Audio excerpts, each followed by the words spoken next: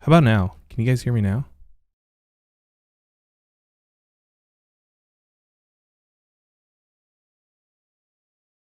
All right. Is this better? Wow, weird.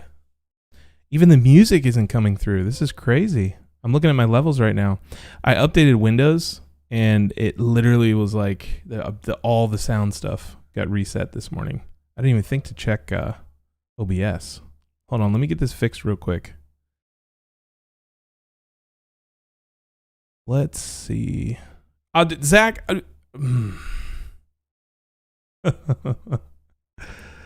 Yeah, let's see. This is some good tunes this morning too. Put on the hip hop mix. Hold on.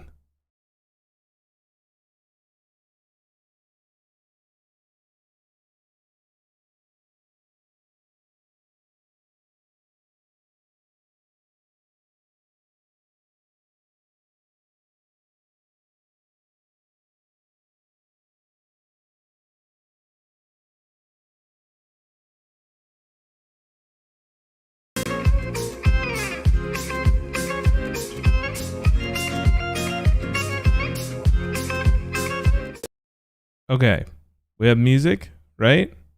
We got picture, we got sound. My God, I'm never updating Windows again. It cut out? Okay, hold on one second.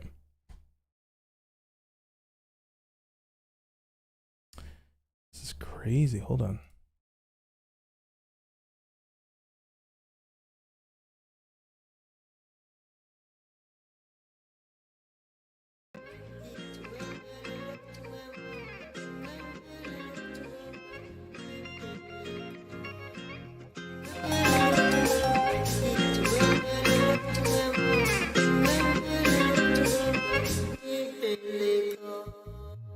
All right, so we should have music, we should have video, we should have mics.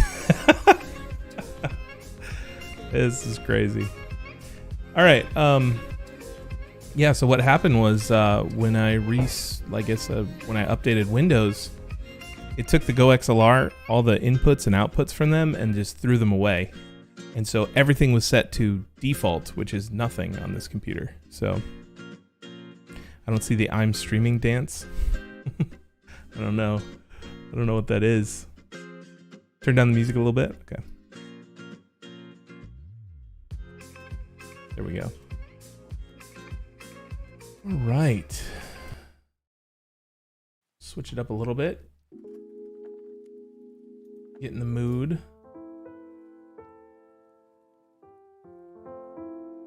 All right. Is that a frequent problem with the GoXLR? I don't think so. It's been kind of funky, and it's definitely not like the actual GoXLR's fault. I think it's the way that like Windows handles the different channels. So this little thing takes the mic. You know, it's basically a digital audio interface, and it takes the mic inputs and a couple of other inputs like from the gaming computer back there, and it mixes them. And there's like, I wish I could show you, I guess. No, that's not gonna reach. So it mixes the audio sources, but what the computer sees is probably 10 audio outputs and then 5 new inputs that are all in one box in the GoXLR's box. And so the way that Windows handles those and assigns them to different things is what got screwed up this morning. But thanks for hanging out. I'm sure it was a little bit annoying. All right, so the other thing is that I fixed the link bot in here, I think. So I would love for someone to paste a link in the chat just to make sure that it works. Franz, you said that your website got nominated on awards. Congratulations. Let's see the link.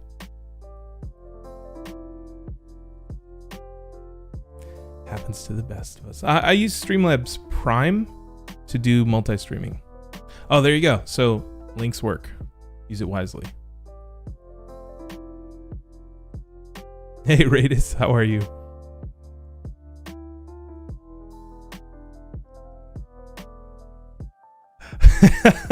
That would be funny if you posted the link and it was like, nope, banned. That's funny. Ooh, Franz, hold up now.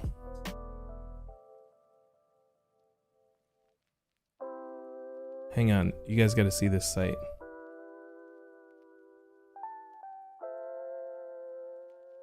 Oh, this is cool. What's it built in? It's a no scroll homepage. Nice. Okay.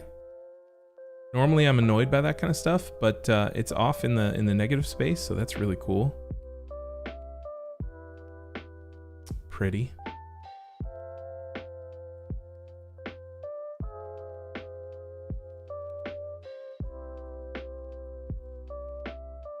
Oh, this is pretty. Nice page transitions.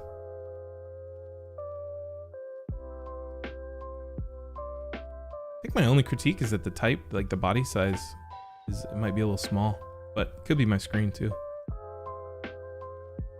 Pretty, man. This is great.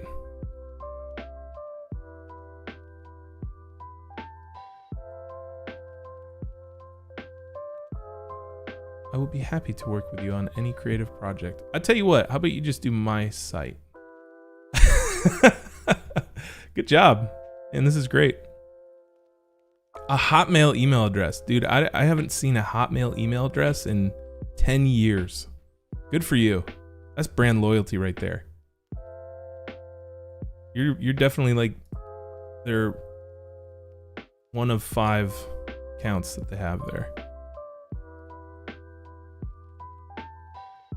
Sadly, I can't flex like other designers about prices and publications. Oh, I think with this site you'll get there, dude. I love how your icon moves based on mouse movement. That's really cool. It's those little things that get me. Nice. Good job.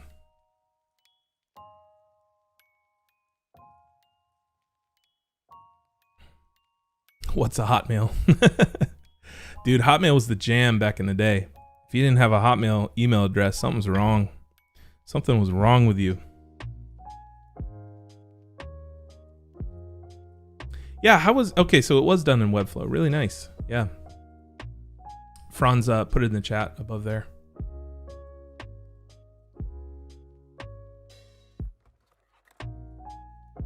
Yahoo loyalist. Yeah. Okay, Scotty, question about streaming and video calls in general. Would you say that a natural background is best or a green screen with a branded background? I don't know. It depends. Depends on what kind of scene that you want to make. This is literally like my office. So the only thing that I have to be careful of is that door is a bathroom. So making sure that door is closed every time I go on stream is definitely something to keep in mind. But if you just want to like show up on top, that whole green screen effect, it's kind of cool. Depends. I've seen some really cool green screen stuff where like there's this one dude that will do esports reviews or esports commentating, and he's in like an ESPN style desk. It's all a green screen. It's great. It's really, really funny. But I think with green screen nowadays, it's like you either show up completely isolated on the thing that you're doing.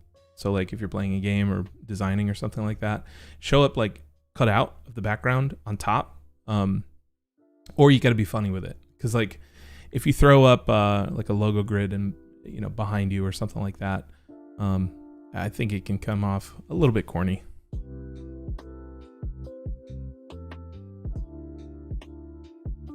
Yeah.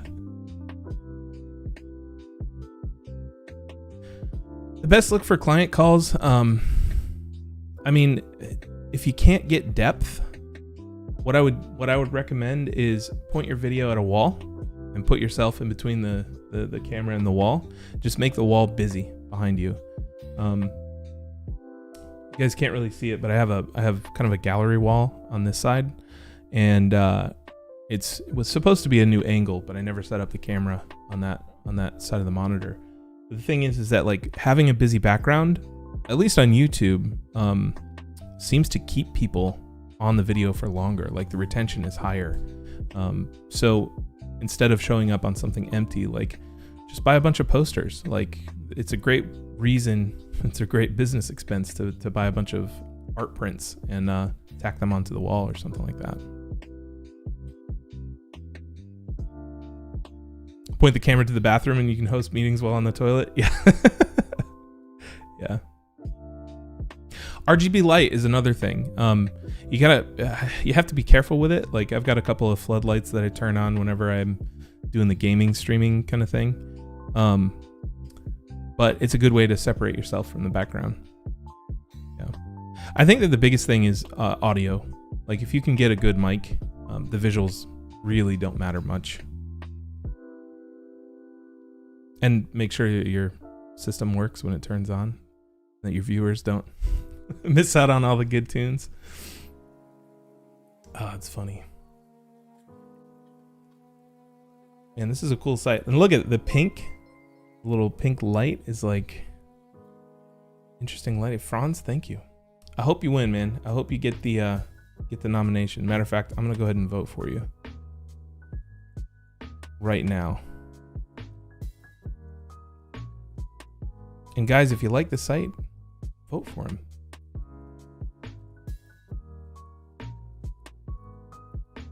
Franjo, think we'll hit 500 today? Oh, I hope so. Yeah. And by the way, Nigel, thank you for the follow. I appreciate that. Oh, let's check over on YouTube. I didn't realize I wasn't in multi-stream. Hey, Taryn, I am seeing live chat on YouTube. Hello. McCoiler, thank you for the follow.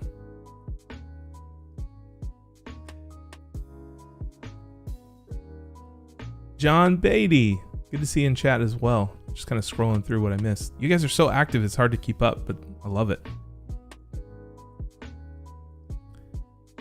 What do I use for a camera? I've got two. I've got the EOS R, and that's what you're seeing right here. And then the top-down shot, which is this one. This is an EOS RP. And then I've also got this ADD, which was supposed to be the secondary camera, but you can't use autofocus on this while streaming, so.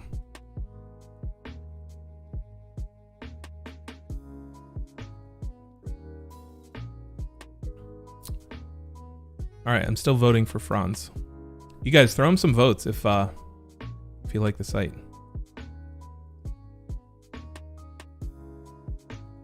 Creativity, definitely a 10. Content, okay, I'm gonna go 8 on content, Franz, because there wasn't a lot. Just kidding, it's a 10. He's got 16 votes so far. Let's throw him a couple more. Post the link again, Franz.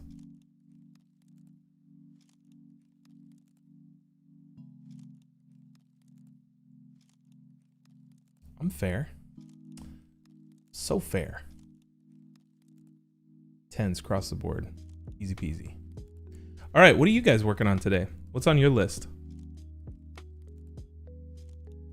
For me, I'm kind of bored of dancing around the design, so I think we should get into some rough layouts today and see if I can put something on the artboards. A lot of today is probably going to be like digging up assets for the site. So I went down into the archives of my personal Dropbox and found a bunch of Illustrator boards with all my monograms and stuff like that. So I'm trying to pull everything together, starting with today's stream. Putting together a workbook for brand naming. That's really cool.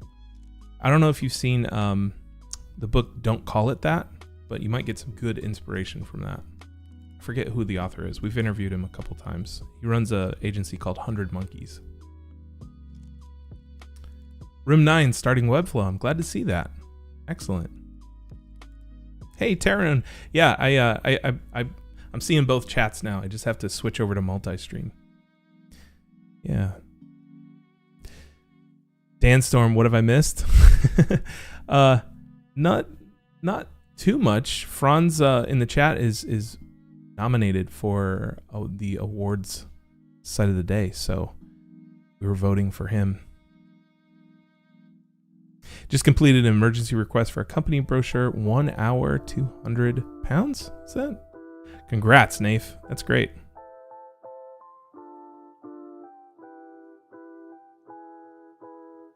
Hey, Sam. Good to see you.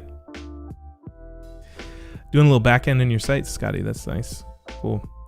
We've got so much back end work to do on the future. Like, it's been about 1.5 years since we rebooted the site, and it's just been evolving since then. So we've got tons of classes that we need to clean up. You guys saw yesterday the meta text is just broken on all the site. It just doesn't work. So yeah, we gotta figure all that out. Hey Giovanni, good to see you. The deep dark recesses for Dropbox.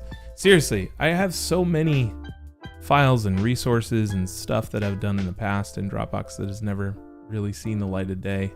So going through this stuff, it's been fun. Yeah, a bunch of image exports and... Okay, so Windows people. Is there a way... Here, let me share my desktop. Is there a way, like when I'm in File Explorer, what I love about Mac is that I can hit the space bar and I get the preview of the image. Is there a way to do that kind of thing in Windows? Because otherwise I have to open each one, which isn't bad. It's just takes that extra kind of couple milliseconds that I'm not really thrilled about.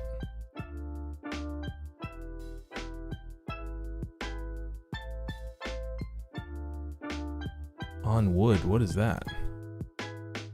Oh. Be careful what I'm opening up on stream here. Use Power Toys, it's extra software. Okay.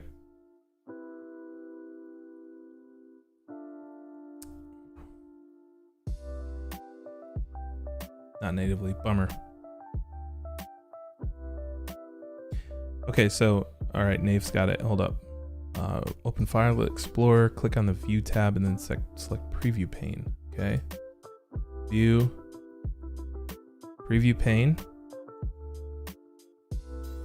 Oh yeah, that'll work. Yeah, that's nice. Okay. Yeah, so these are all the assets that I've got on my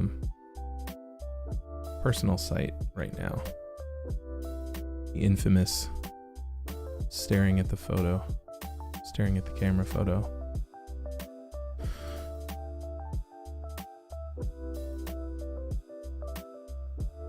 I think collecting image assets and copy assets is the biggest headache that I have whenever I'm faced with any kind of site design, even personal stuff. It's just kind of annoying. Like, especially with clients, trying to pull stuff out of clients is always a little bit of a pain.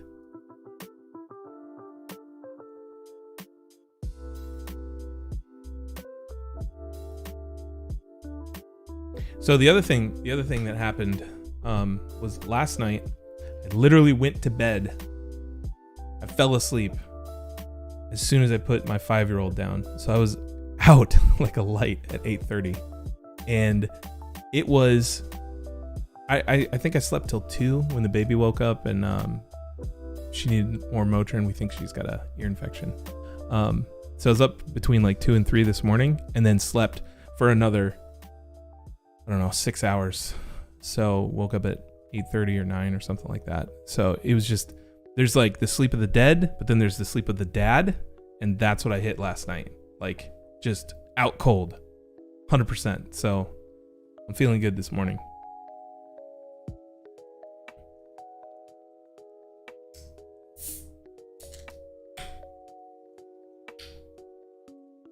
Why are you using Windows? Just joining in.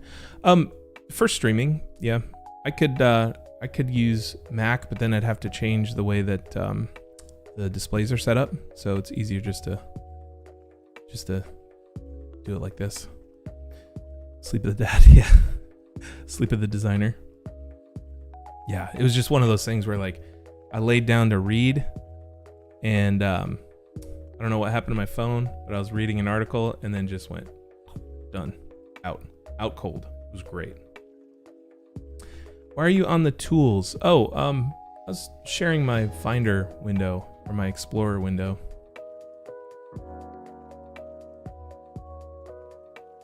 Zach, no bad logos here, or logos. No bad weather here. I guess no bad logos either, maybe.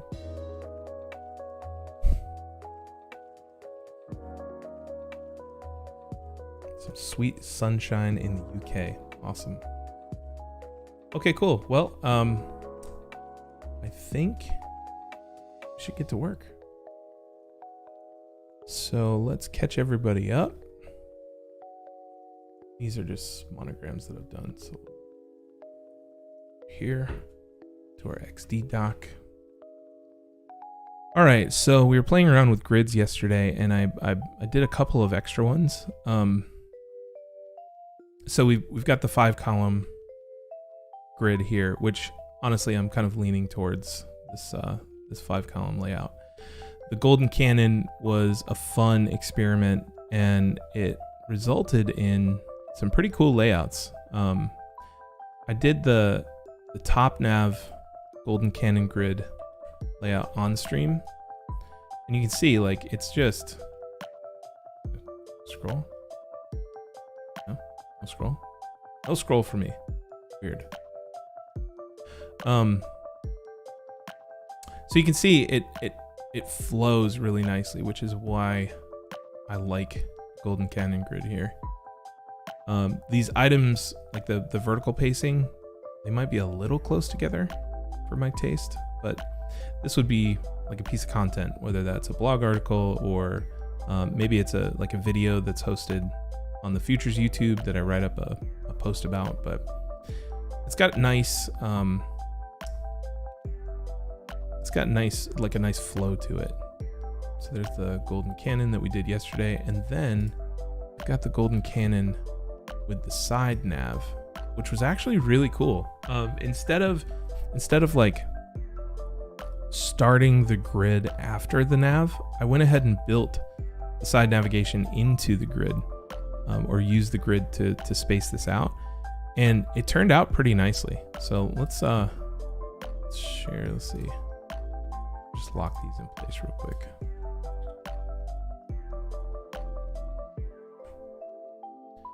So that it turned out really nicely. I think there's adequate spacing in here, and the text is really it's centered on the browser, which is nice, or the text window, I should say.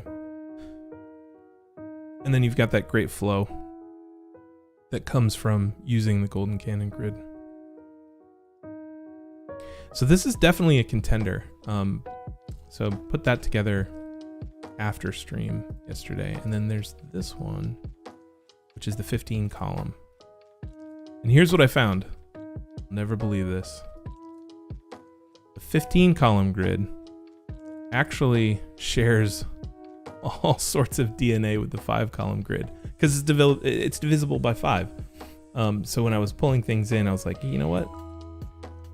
The only benefit that I could see in using a 15-column grid is like if we have really small elements that need to be positioned in like a 2-column area versus a 3-column area, because 15 divided by 3 is 5. So a 5-column grid, this 3-column area would be 1 column. Math. I need that GIF. But once again, it looks really cool in content form. So this is the 15-column grid. The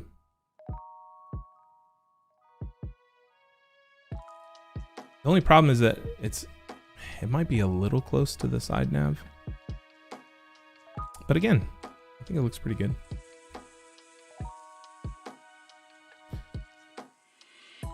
Like I said, it shares so much DNA with 5 columns that, you know, it's a little bit pointless to throw all those additional columns onto the artboard. Like for example, our text, the width of our text,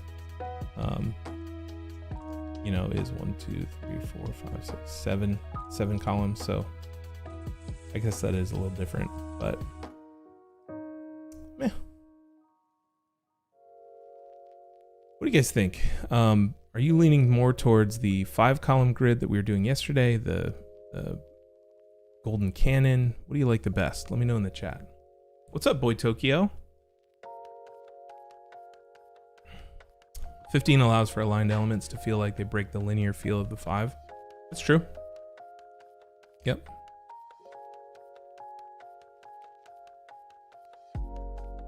Is there a common width for gutters? I don't think so. You're liking the golden Canon Moonraid? Hey, Scotty, good luck on your discovery session.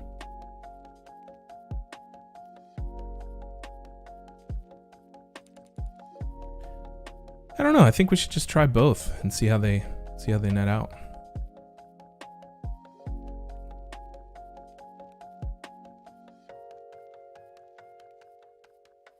So I think what I'm going to do is I'm going to play around with Active Grotesque and Founders Grotesque today. I'm still wrestling with that. But I think that like once we start laying things out, the answer will become clear. So let's try it. Start with the top nav. 5 column. So y'all, if I get quiet, focused, okay? Focused. Yeah, the Golden Canon grid, it does have a good flow, and I think it's those like diagonal elements that kind of make you consider both the vertical and the horizontal pacing at the same time. But you can bring in those diagonals even with a 5 column. So like you could stretch a diagonal through here and see.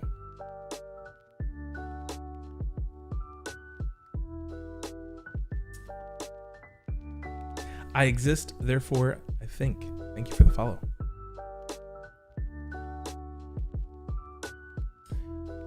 Phil, hello from Royaltown. Very cool. Where's that? What CMS or code are you using for the site? We're going to be doing this in Webflow. Yep.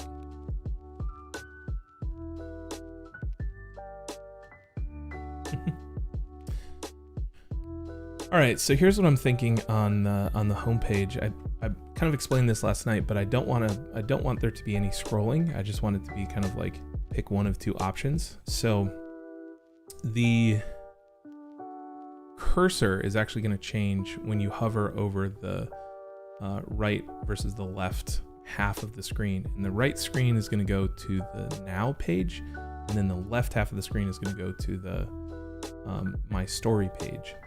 So we have some elements to design. We've got to design the cursor change. We've got to lay out the text on the screen. And then we also got to make it visually interesting, because this has the potential for being a little bit boring.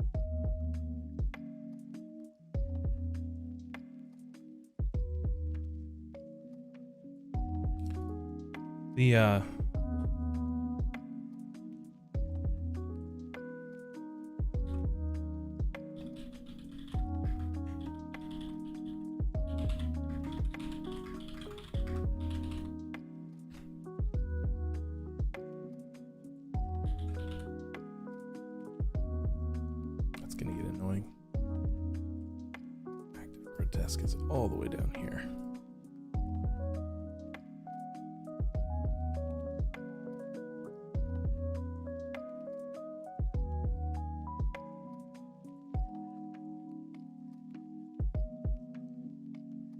We also got to explore some color.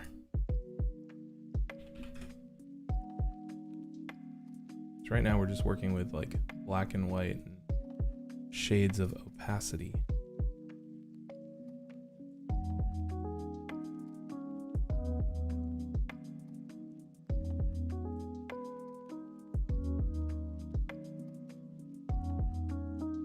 you guys know how weird it feels to be designing something all about me live in front of all these people?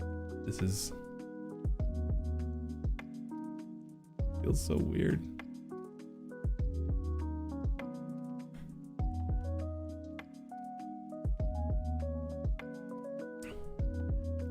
Samuel, you always have some good advice. He said, if the content is going to be more static and less animated, I feel like the golden gives more dynamism and vice versa. And yeah, I agree. I'm kind of feeling like if I had to rank them, for me right now, the top would be the 5 column and then the golden canon and then the 15.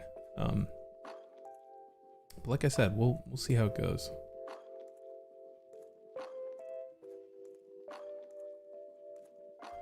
So the other thing that I want to do is start pulling in images. So let's see.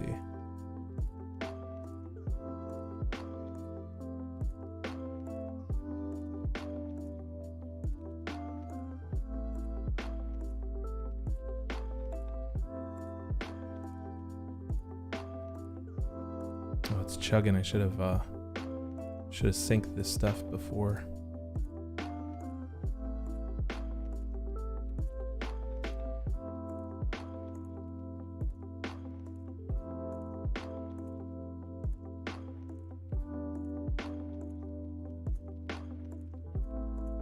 So I know this is cut out, so we could probably pull this image.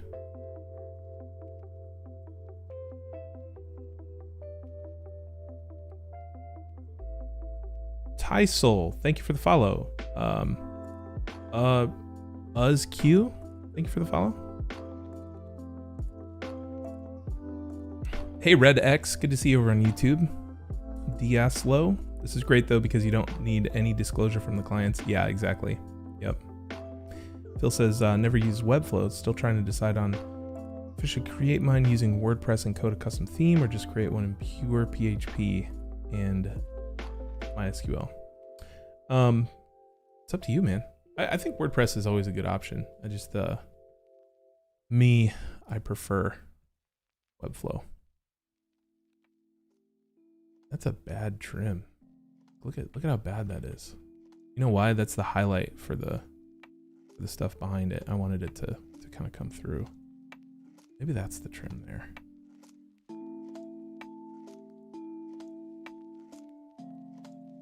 Yeah, you see? Trim the highlight so that the background would show through on that. It's okay. We can work on that later.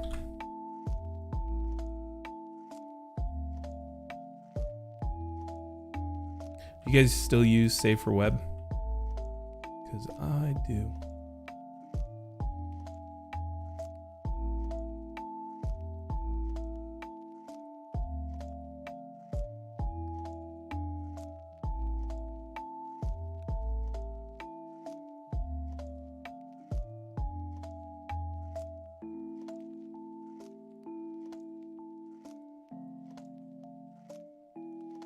So I think the challenge here is going to be, if we do decide to go this route, like how do we make sure that the text behind me here is visual, or is legible, I should say. I think that's just going to be a sizing thing. I also don't want to like smack people in the face with my face when they log in.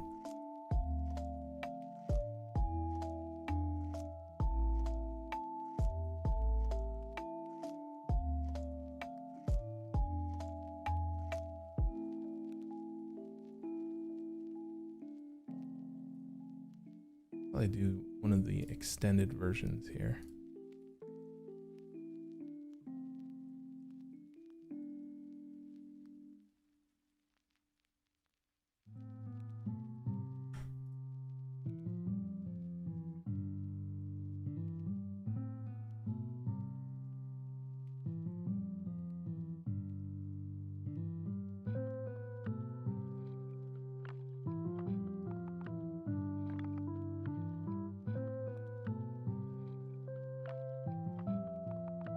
Put extra space in between.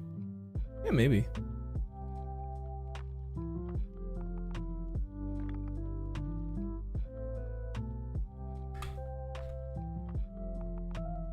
Honestly, don't think it's too bad.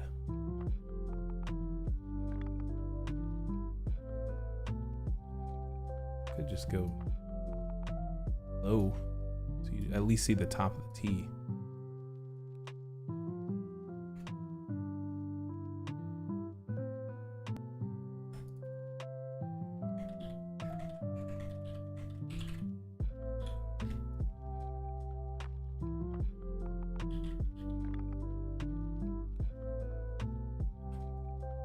Thought that would work better. It doesn't.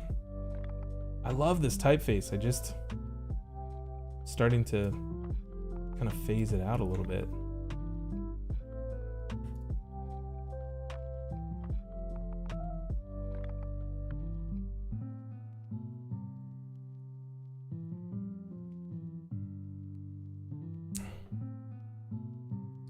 Hey, Miss Wow Padua over on YouTube. Hello. Use right-click layer, export as. Yeah, that works too. There's definitely like a there's definitely an export tool. Like I've been using the export tool in Illustrator a lot. That works really nicely because you can export them at different sizes and stuff like that. But for Photoshop, I still go save for web.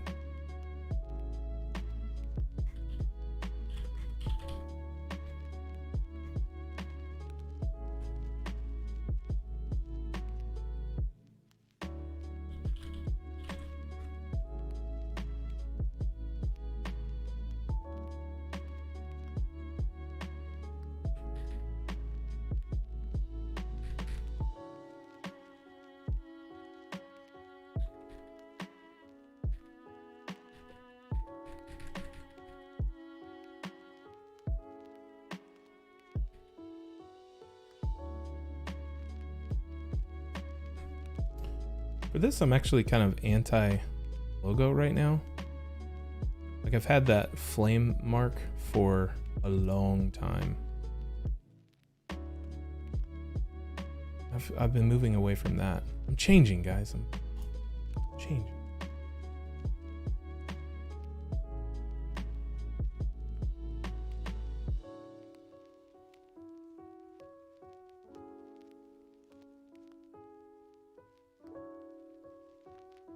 Don't know if I like that weight.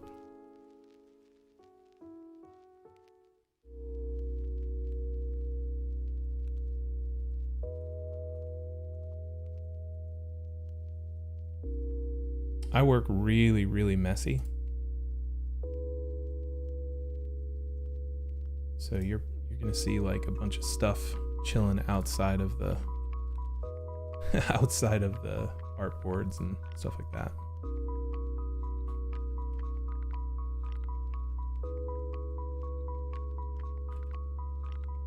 So this is active grotesque at size 18. Actually really like that.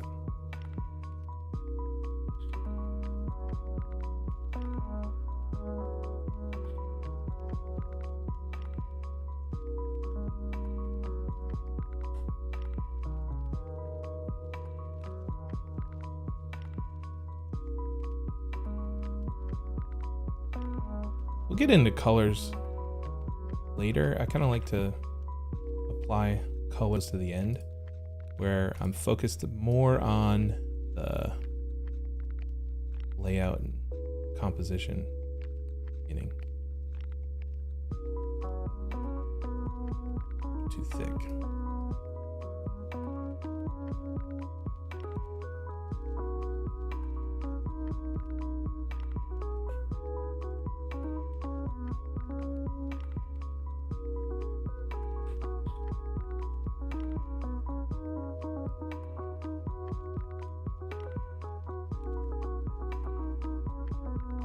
I do prefer to design for desktop first.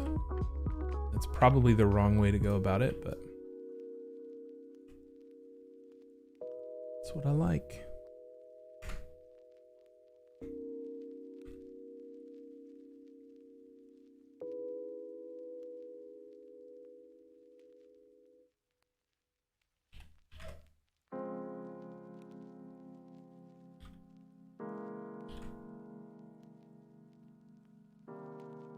So one thing I'm not thrilled about XD is that even if a layer is locked, it still allows you to like kind of quasi select it. It just doesn't allow you to move it. And I kind of wish that like you had to go to the corner or something.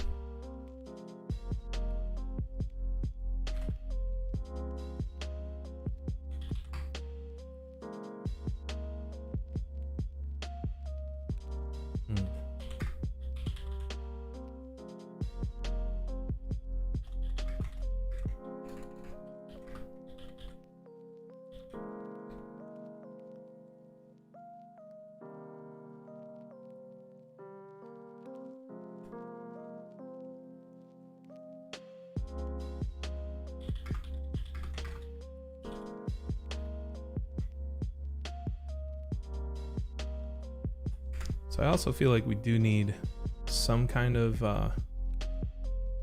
text to indicate that there is, I mean, it's gonna take over things on hover, but I do think that we need some kind of text to indicate that there's something else here.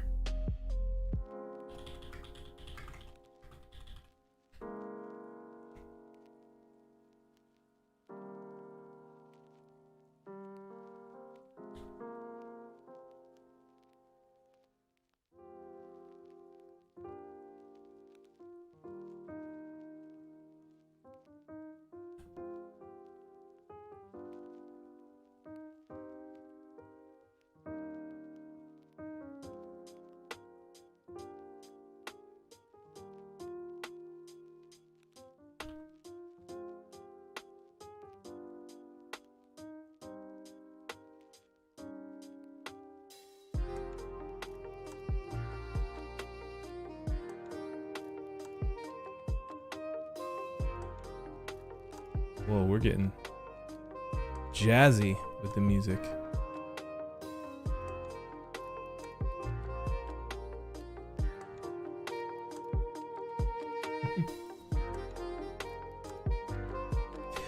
Plumple, yes, that name just kind of rolls off the tongue.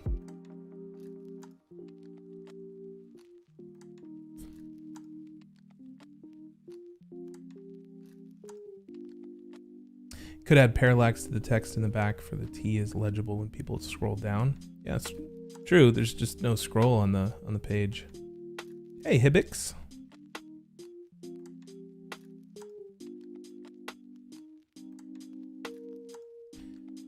But here's where it kind of gets interesting. Like, this is kind of boring so far. Yeah, this is definitely not the good way for that.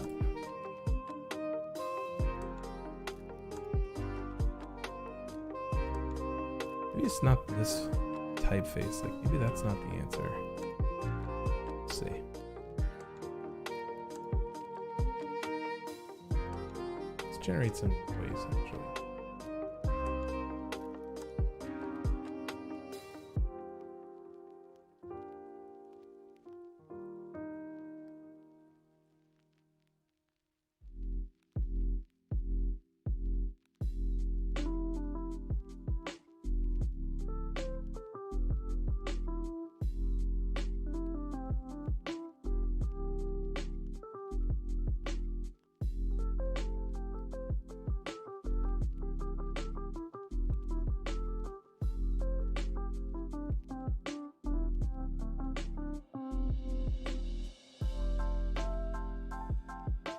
So I just came in and made a white artboard, and I'm just adding noise with the noise filter, kind of like that. Uniform. And we could do things like select the actual like white speckles and make it transparent and stuff. And we'll probably do that when we go to dev, but for now, I'm just gonna keep it simple and export this.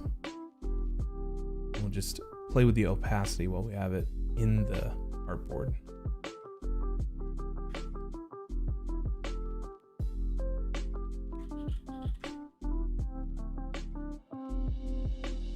And I just realized that my Photoshop is probably not sized so that you guys can see it. There we go. Same thing with that. There we go.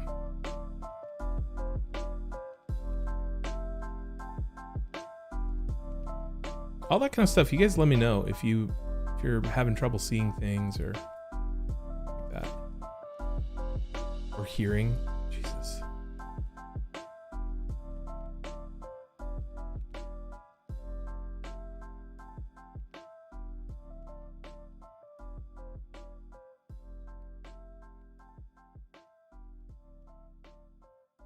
So normally the setup. All right. When I'm on Mac, I use a mouse and I use a trackpad. And I use the trackpad with my left hand so that in situations like this, I can literally just kind of do that desktop maneuver. And I think I've got this set up here. But I can grab an icon and then head back. So Windows, it doesn't really work the same way. And I have to move the windows around to get there. I'm sure there's a keyboard shortcut that I'm missing, but like, whoa, did you see that? There was 2 there, oddly enough. But like, when I went to the desktop, I set it up on my mouse. I can no longer see any of my other windows, so I have to go through and kind of like open those up. So that's a big gripe that I have with the Windows stream. There we go.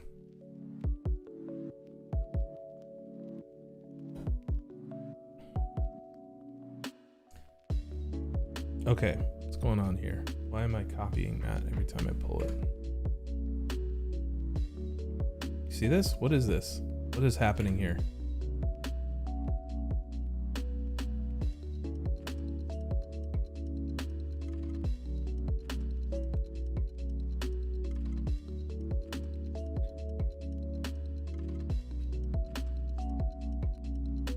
Whoa, there's weirdness going on. Is it because I put the texture file inside the... I'm lost. I don't know, man.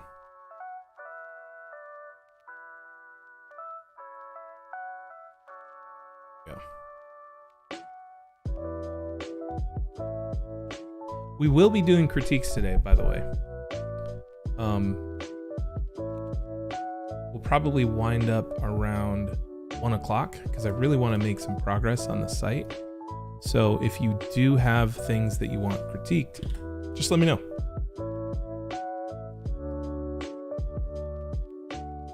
Yeah, that's nice right there.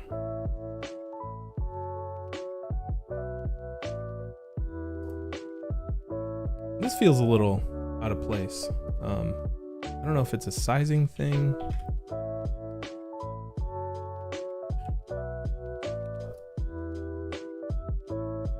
Color thing, maybe it's too light, but it seems to be like attracting a lot of attention up there.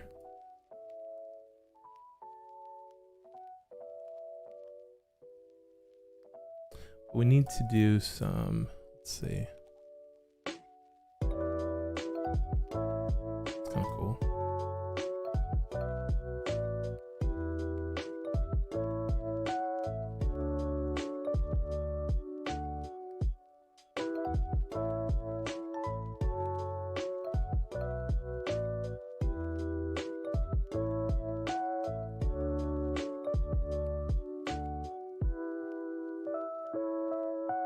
Ever tried using Figma? Absolutely.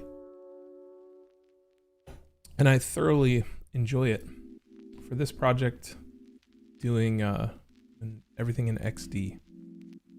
All right, I tell you what, for all you Figma people, the next project that we do on stream, we'll do it 100% in Figma. Because there's some tools there now that I am super pumped about. So like the arc thing that I never played with, that's really cool. Yeah. All right, let's see. I feel too big here still.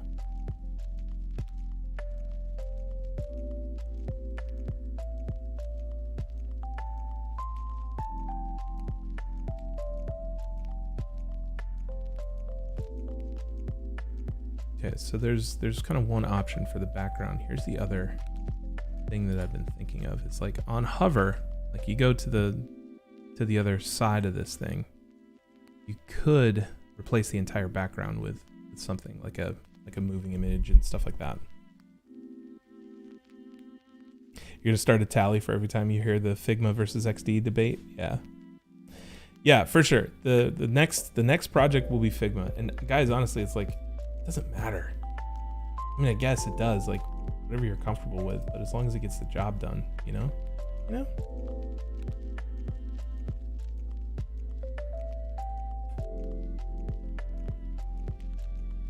It's little things like that are gonna bug me. Before I move on, I'm gonna still flex this out here. Flex on this.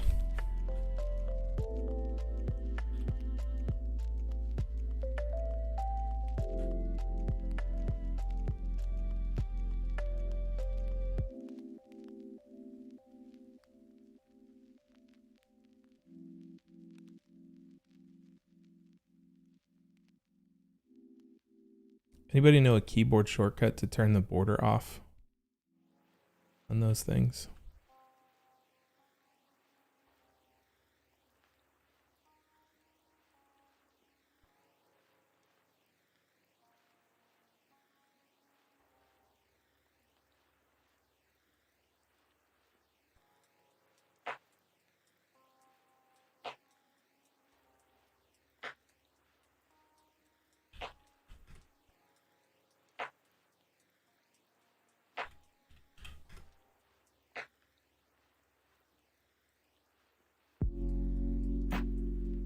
You know who I haven't seen today is AA. I mean, he might have better things to do than just chill on stream with us, but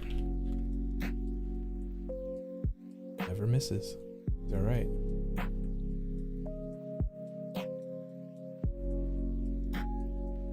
It's gonna bug me.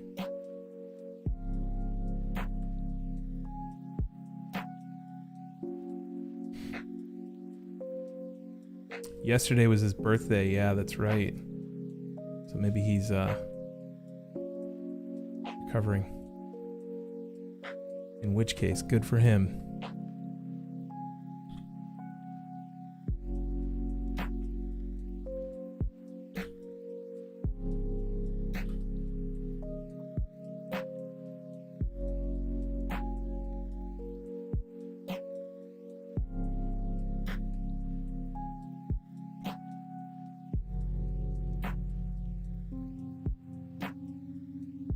So that arrow might be the jam, but we'll play with different varieties of that.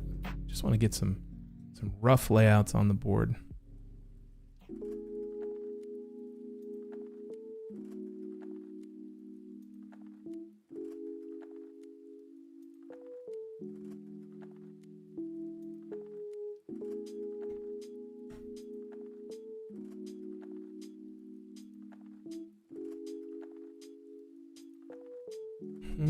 Still not happy with that. Just gonna fuss with it forever. Tell you what though, active grotesque. Wonder if we do expanded.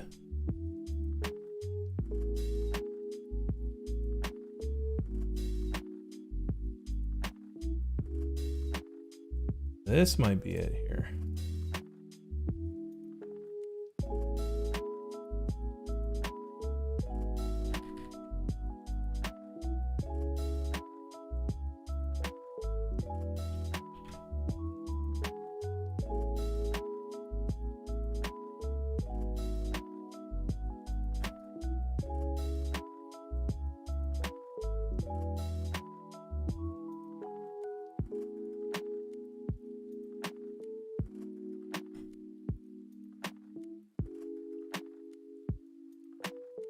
So here's what I'm thinking.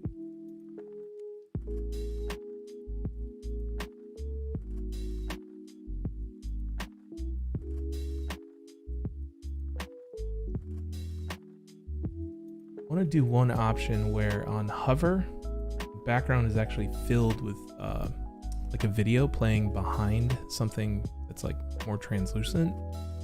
So I'm looking for an example photo to use just to signify that video. This one's kind of cool. This was the last photo I took in the blind office. It's on film. Jonah took this one. Pretty rad. Wearing my ninja balaclava for my policing days. And there's this classic. Just hold up my shirt, show you my tattoos. Let's see something here.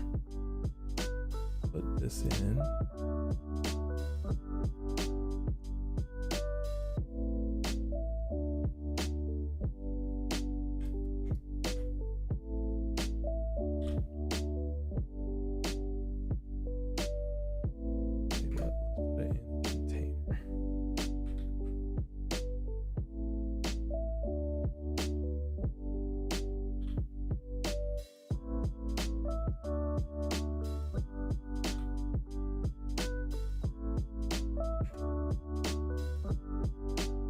Anybody know that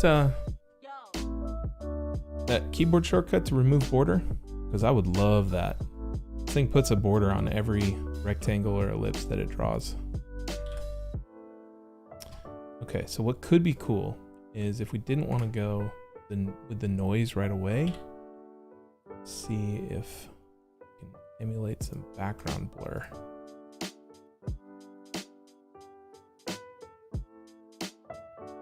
Turn down the brightness here.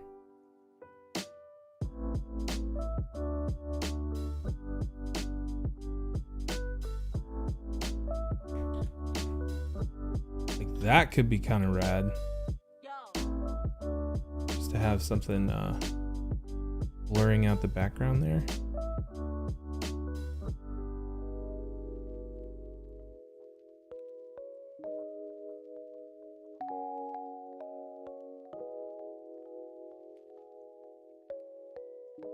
And honestly, we could add the noise back in.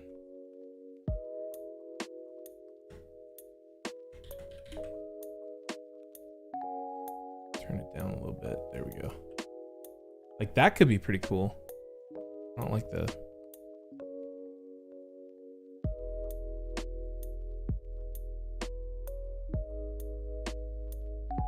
We'd have to pick the right image. The legibility is not bad because it's so massive. But like on hover,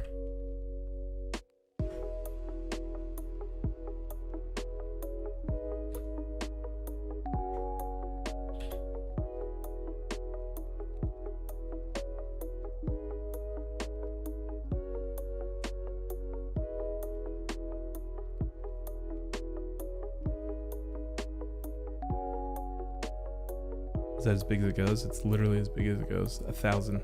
Wow. Stretch it out a little bit.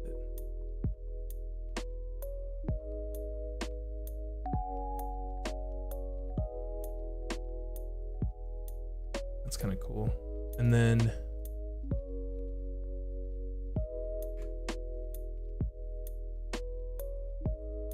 this could go down.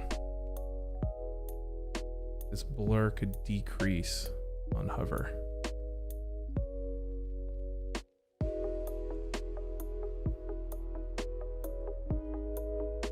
Oh, there's that guy.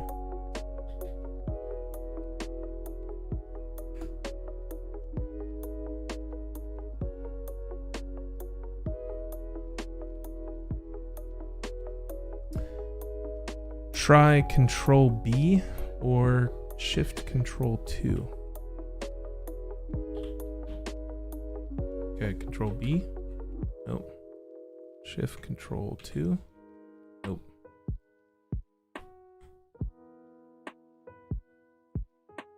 Shift Control 2. Nope.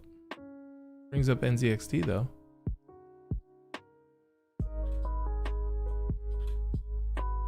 That's the one thing that I want them to incorporate. I don't know if it exists yet, but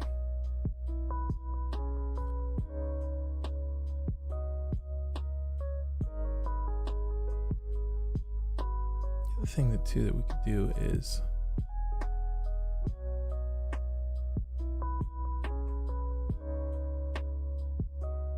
could just just decrease the size and add an icon.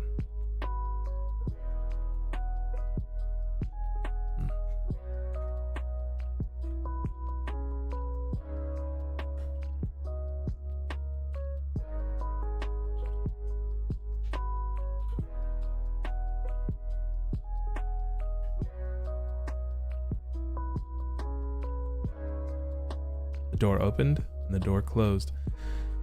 Hey, Capo, good morning. From Germany. Oh, nice. Welcome. Yeah, I don't like that.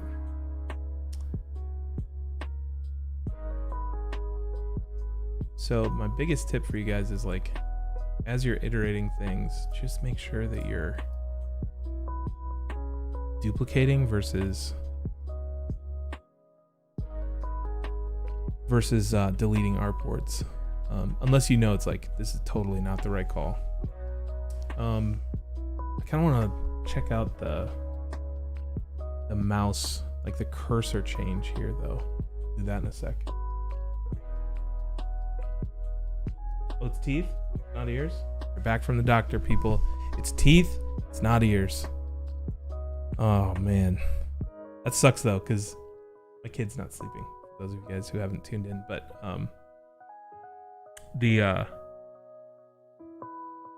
if it were an ear infection, it'd be like, yeah, you take some medicine and it goes away, and on its own or whatever. It's a temporary thing. Teeth, man, we're in for it. It's gonna be a long journey for the next 3 months. All right, so let's do the cursor takeover. I'm thinking like we can do something where, you've got the word now.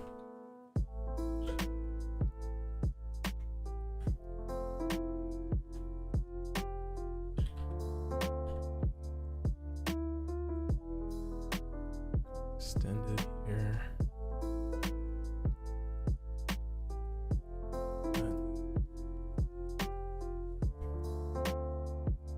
All caps with that.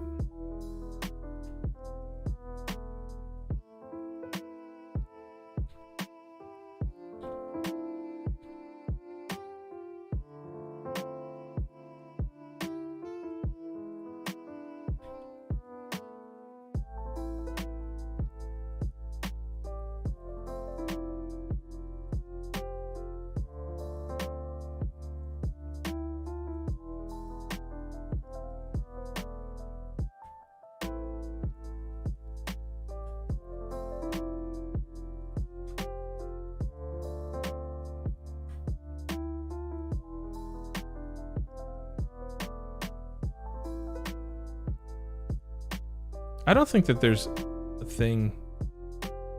I don't think there's such a thing as too much duplication. Okay, so what I want to do is on cursor takeover, I'd like the cursor to go into this like kind of circular thing. And okay, Figma people, can you type on a path in Figma, like on a circular path? Because that's something that XD can't do. You have to go into Illustrator for that.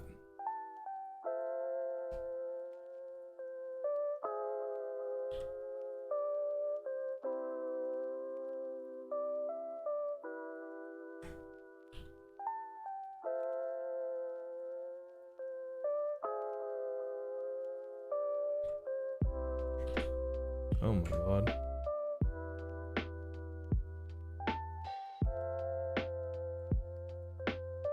Okay. Capo, I'm glad you like the playlist. Effect. Should be in good shape here, but for some reason, typing sideways.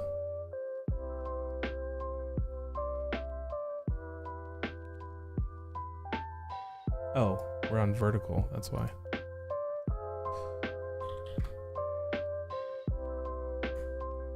Hold up.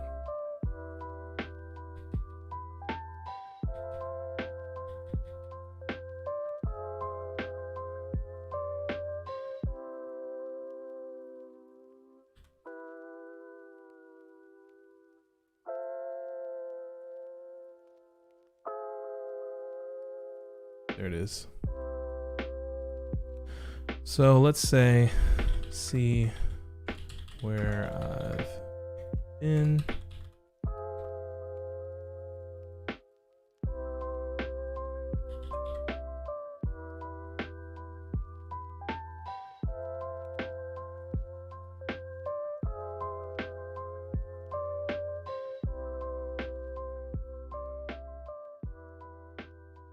Too far.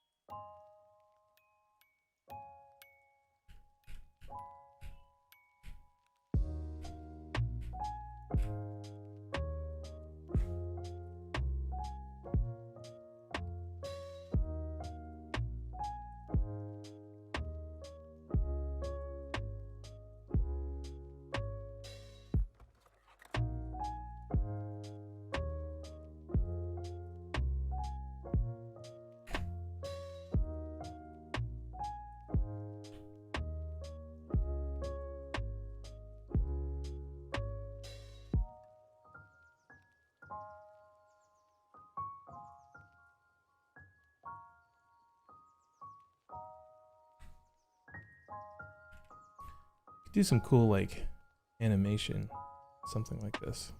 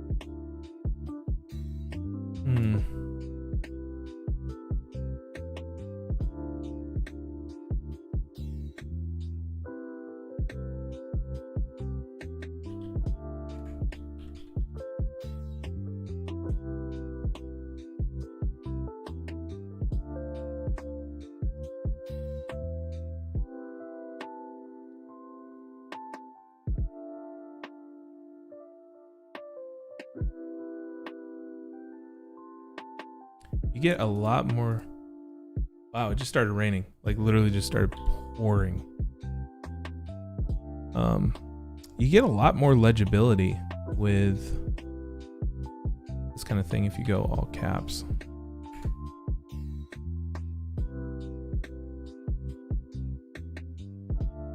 And when we develop, we'll probably use like actual borders, but for this mock-up, we'll just keep using this arc.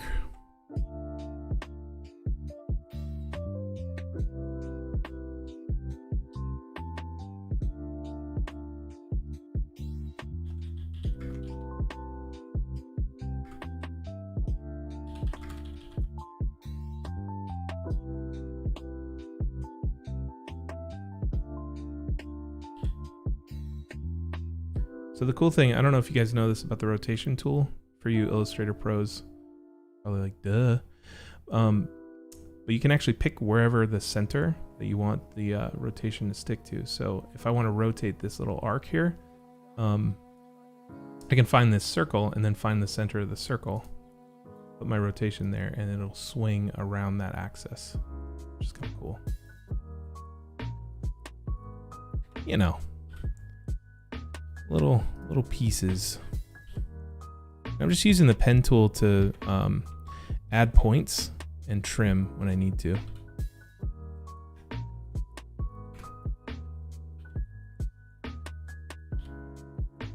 So like this color, this probably needs to be trimmed just a little bit.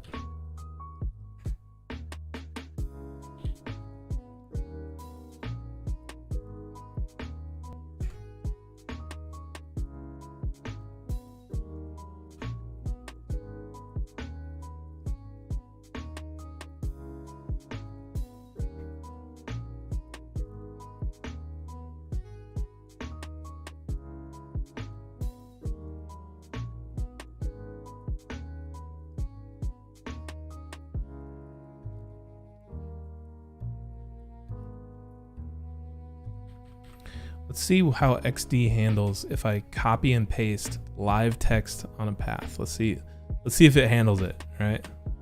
We'll see. Oh, is that it? Is that what we get? Hold on.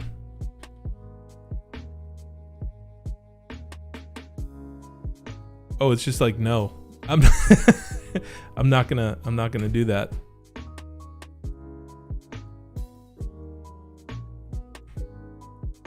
Duplicate this over here and outline it.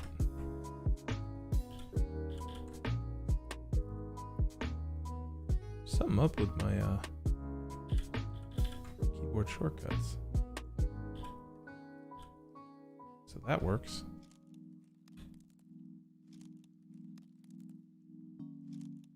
Okay, Control C. Here we go. Ready? Nope, that didn't even work. I think Illustrator is having trouble registering my Control key because I'm not getting any undo or anything like that. Weird.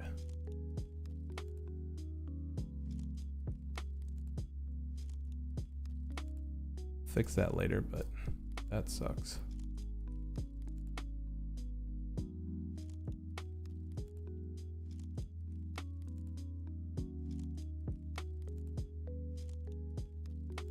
Okay, so it did pretty well. What did it turn it into though?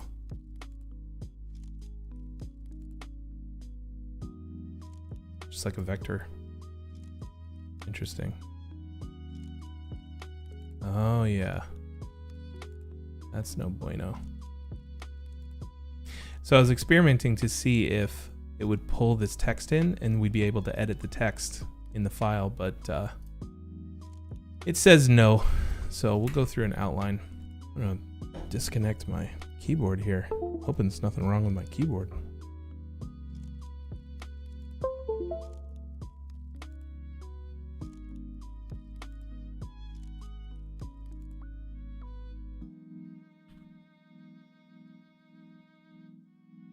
That's really weird.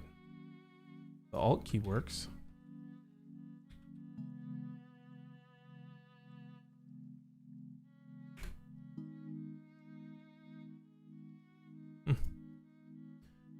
All right, we'll have to go the long way round. Problem is I have forgotten where all this stuff lives in the menu. Object, expand. Yeah.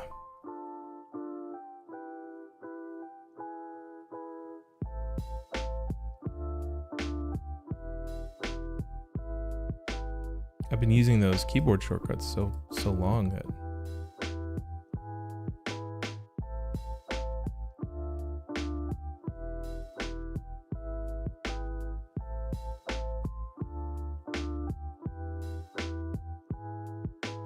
see, the command key works just fine in XD. Illustrator having a problem with it. Maybe it's because I've like edited the registry for this keyboard to switch the command and control because I'm, a Mac user natively. I wonder if that's something to look into. It's really strange. All right.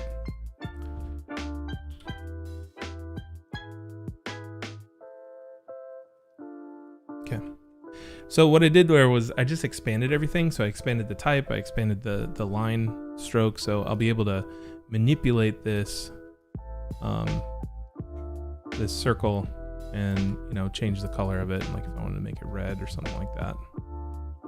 It's all there. And then obviously in our full developed version, we'll probably actually have this be live text. Let's see if we can do that. Okay. Could be cool to have this like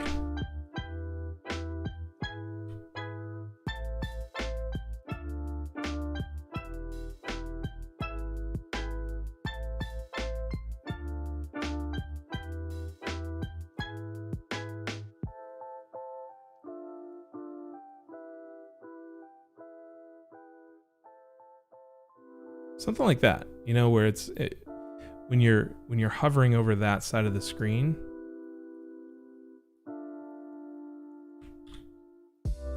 you know, your cursor turns into this, so you can, you know, play around with the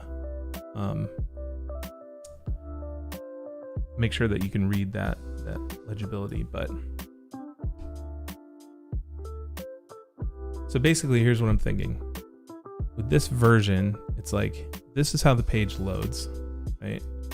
And then you hover over this side of the screen and it becomes this. So the background blur goes away, the text changes, and then your cursor kind of changes over here. And then it would change to something else where if you hover over this side of the screen. So that could be kind of cool.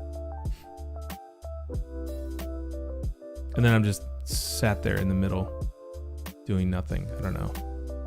It kind of makes me question if these elements here are even necessary, but yeah. And that effect is definitely not going to be responsive. It's not going to go on mobile or anything like that, but I think it's cool for desktop. God, you guys have been busy. Hold up.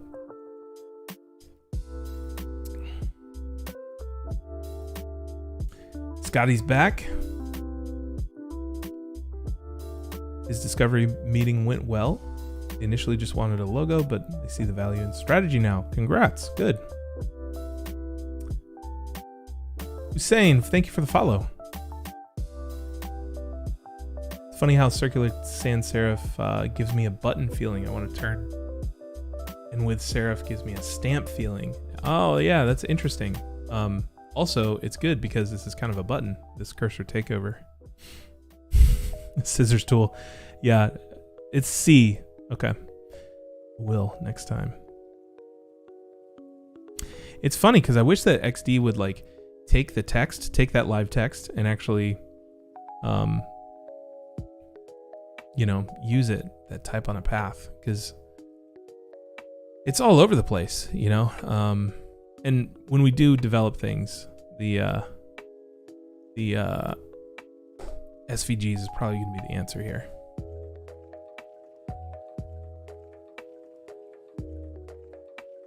But for a prototype, probably not interested in doing that. Okay, so I was gonna see if like the word now fit in this circle, but I'm kind of liking the arrow because the arrow can be the other way, like it can go back for where I've been.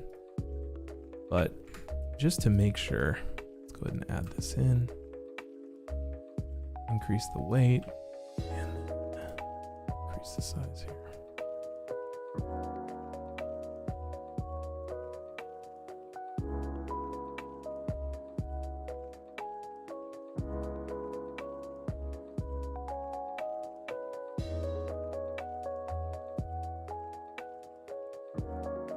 Might be a little large.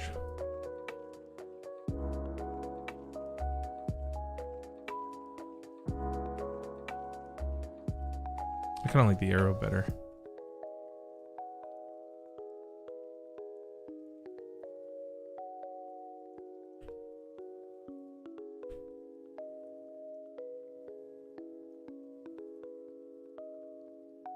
Yeah, I like the arrow better.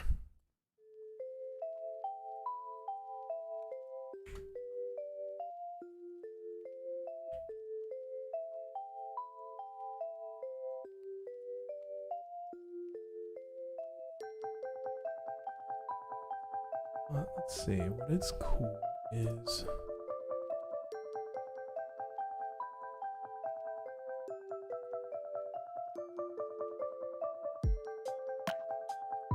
like that could be background video back there. It just gets revealed on hover.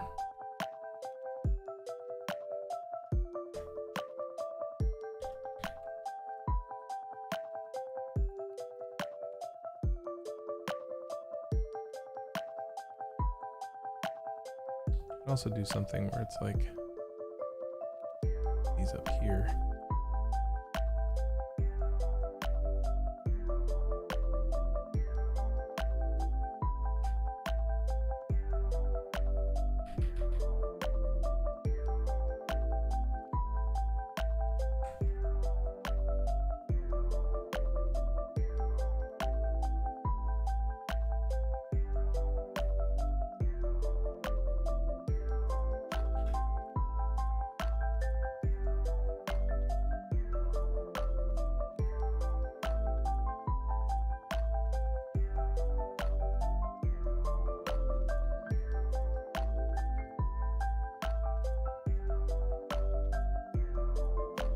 It doesn't weigh the layout down, like it doesn't anchor things at the bottom. That might be a little bit more user-friendly to put it up there.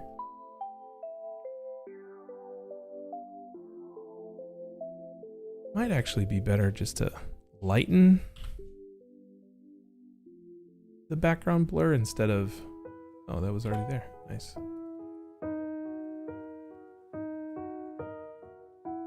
Like you're almost there. You're not there yet? I don't know.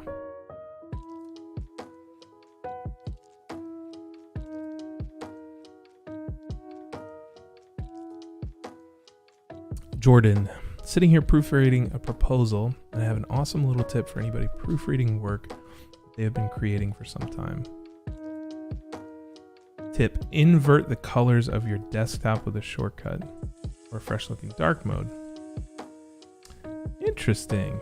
Yeah, that's cool. So he says that Windows and the plus symbol opens magnifying tool, and then Control-Shift-I inverts your entire desktop. Very cool. Yeah. J10 Art says he recently saw a meme. Proofreading skills improve the moment after you submit, and it's totally true.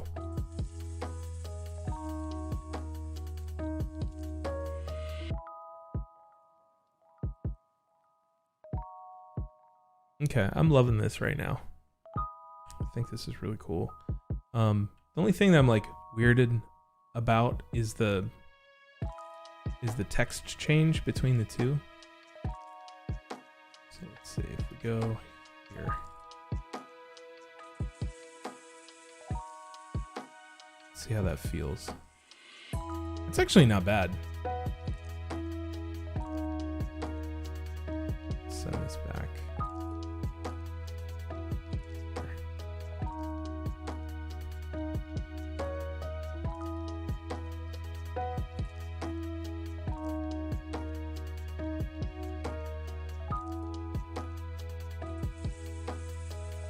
Grain is kind of crazy on that. I think we tossed it on this one, so we need to bring that back.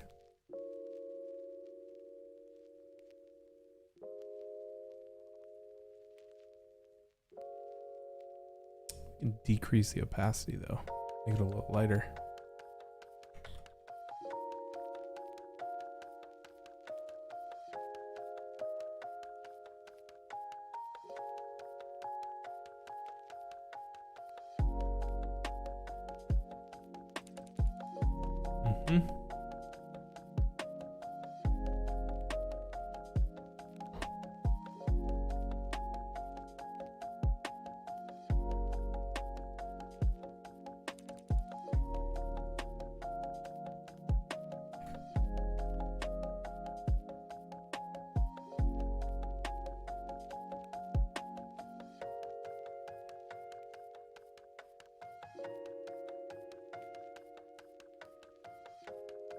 Obviously that wouldn't be a click, we'd be hovering over here. And as soon as we go over here, switch. But it could be cool to put some footage from the future as a background video there, and then over here, it could just be a slideshow. Like I've got some pictures from my law enforcement career that could go back here. It could be kind of cool.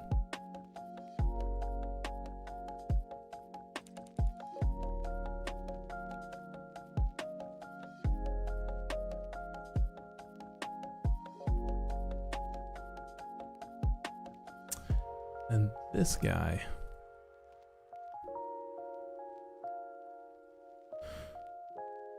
Not sold on that picture, but the idea is there.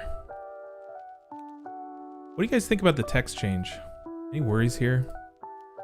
This is pretty huge.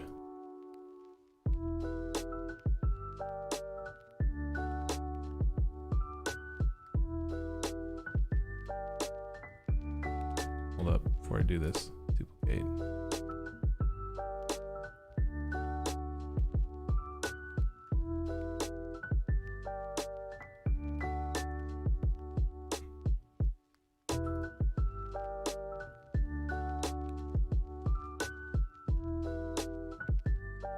I think we went all the way to 1,000 on that now. That would be crazy. Change the weight. Yeah. I mean, that definitely solves the legibility problem. Especially if this is moving in the back, you know?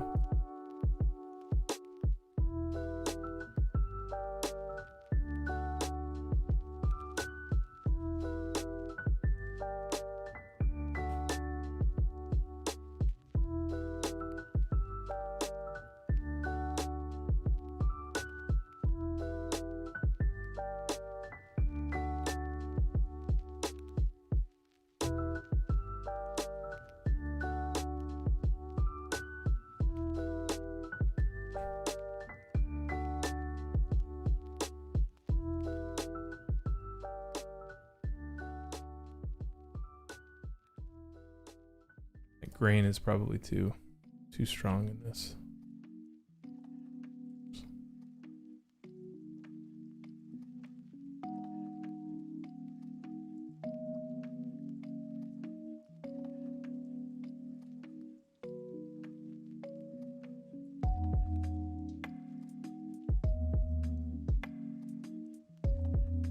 So the nice thing about this homepage is that we don't have to pick a grid because it's all one column anyways.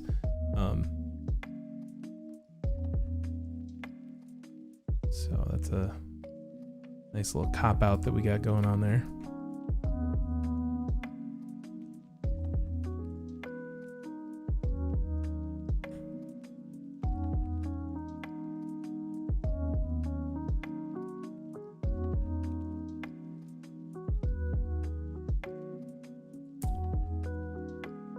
Be kind of cool to see a web design where you go all out on the crime investigation theme. The yellow tape on the header. Text in chalk outlines. That's funny.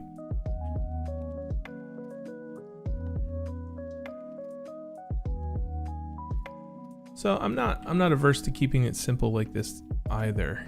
I think it's worth exploring some simpler options. But I do like this like huge chunky text here.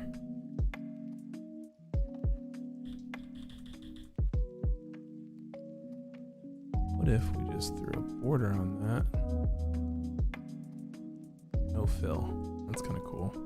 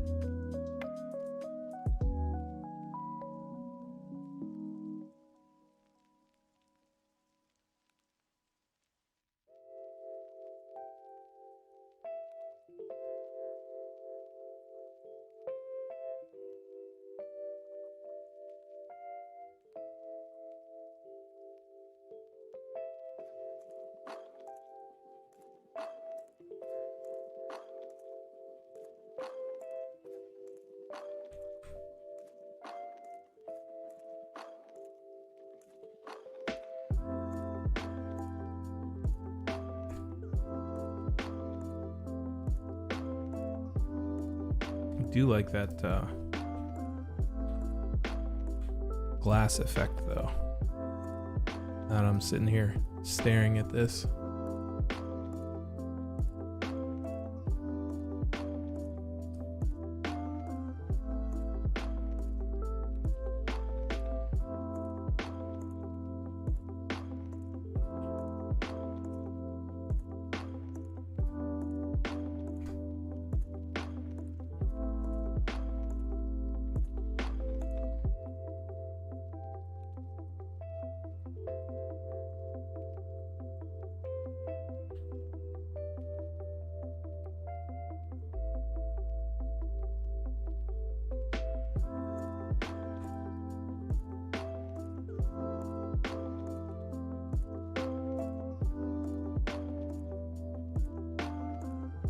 The grid is always implied.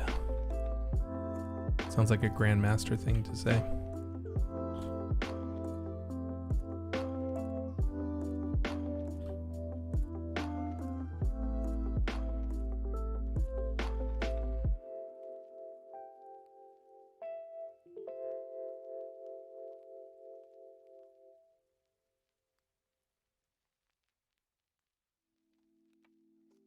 Okay, I think I've looked at that page enough for right now.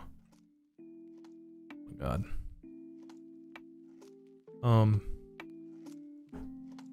The grid like in Tron, yeah. Let's start playing around with a content-based page. Since you guys like the golden cannon, we'll pick one of these to play around with.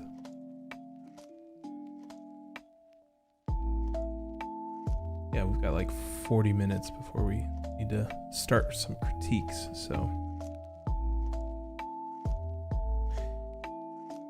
If you guys need help, I don't like calling them critiques. I think it's just, I mean, it's the right word for it. I just, not a huge fan. But if you do need help with something, you're more than welcome to join the Discord, paste a link in the critique channel, and then you can come live with me and chat about your work.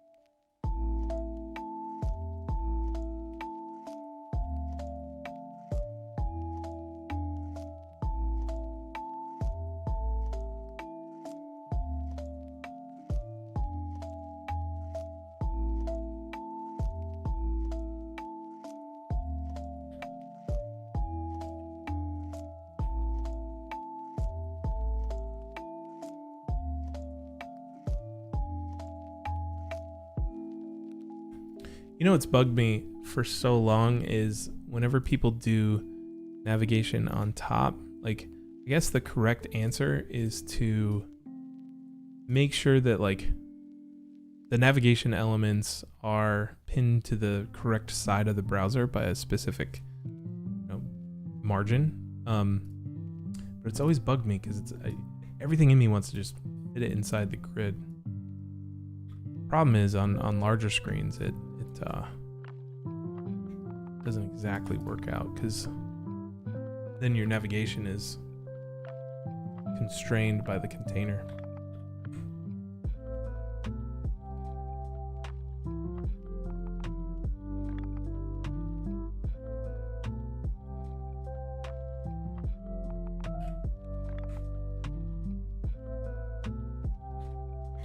So I'm gonna mock this up like it's a blog article. I'll probably pull the text from my current site.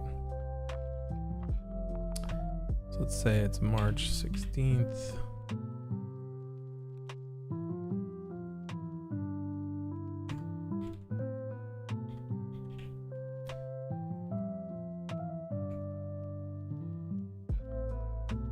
What is the keyboard shortcut for like a longer dash, like an M dash on Windows? Normally it's Alt and then hyphen, but that's not working.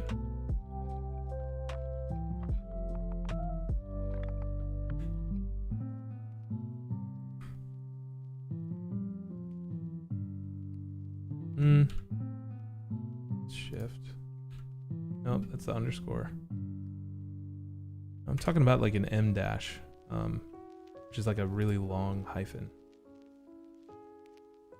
What's this grid? This is the Golden Canyon grid. So if you missed it yesterday, I went pretty in depth on how to create it. So I'm not gonna revisit it like the whole thing right now, but somebody tell me how to make an M dash. Okay, so it's like hyphen, except normally you can hit Alt hyphen.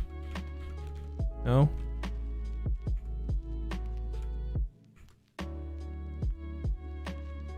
Alt 0150.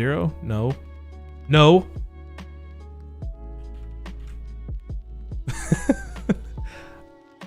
Option Shift hyphen. Yeah, that's how it works on Mac. It does not work on Windows like that. With this, I'm gonna copy it from Samuel and I'm gonna paste it in there. Bam. Thanks, Samuel.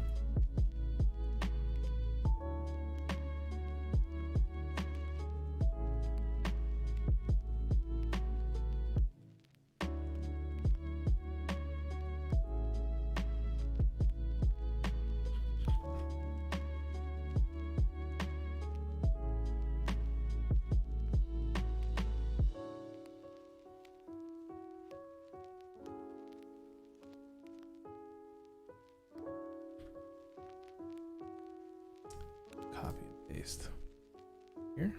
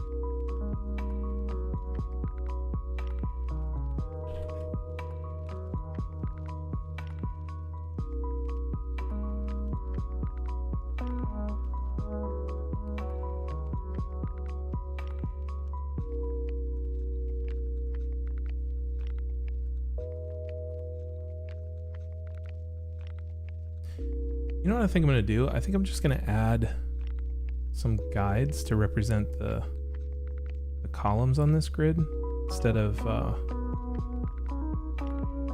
keeping this thing in the background. You guys will just have to remember what this looks like, because it's going to get really distracting really quick.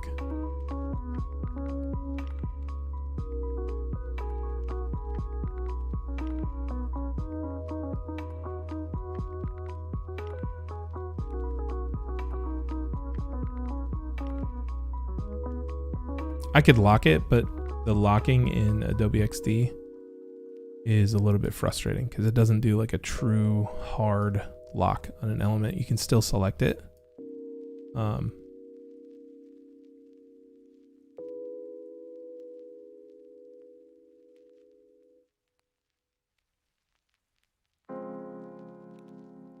That'll work.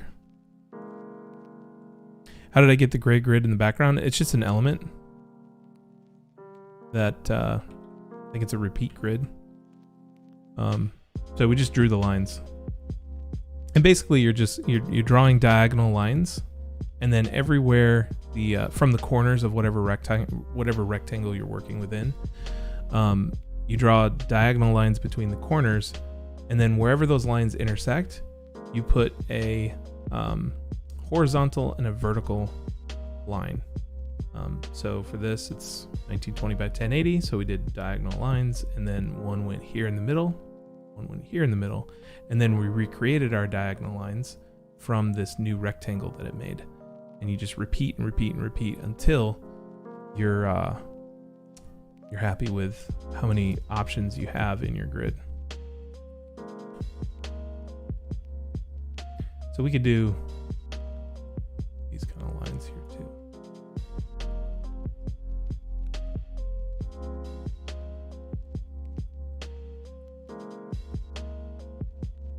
You wind up with a grid that's like basic, like if you boil it down to its basic structure, it's a 4-column grid. But then there's these nice indents and stuff that kind of like gives you some options.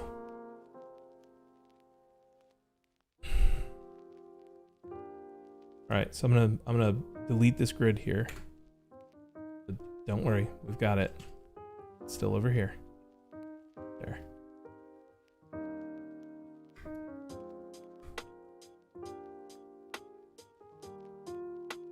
That's the other thing too, is that I would hope that like the guides would also go away when you turn the layout grid on and off.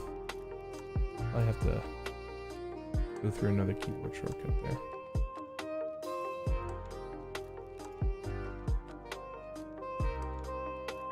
So anyway, the gray grid is just an element on the artboard with low opacity that we drew.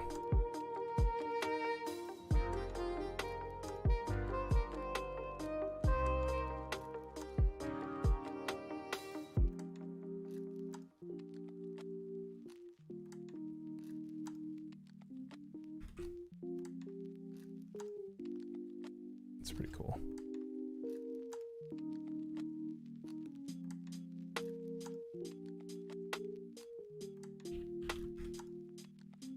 Because OCD.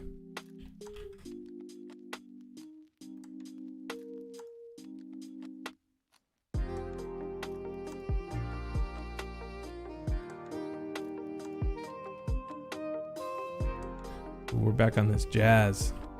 This smooth jazz.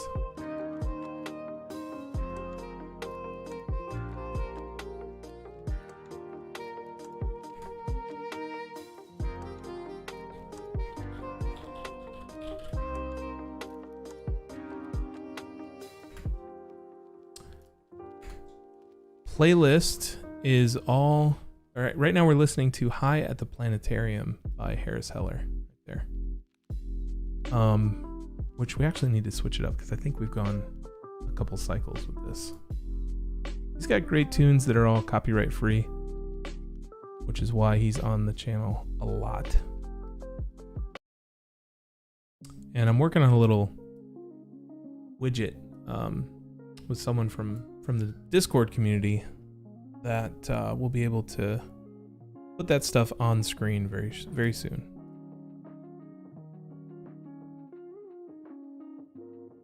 Like whatever song is playing.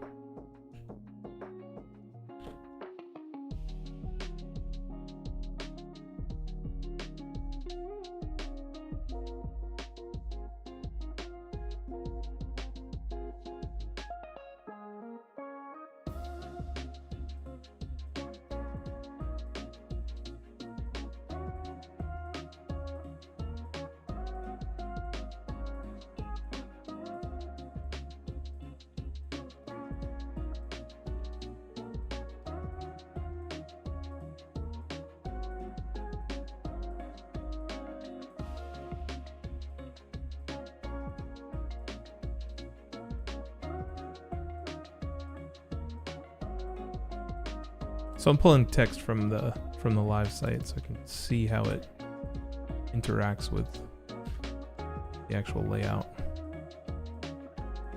Got this covered here.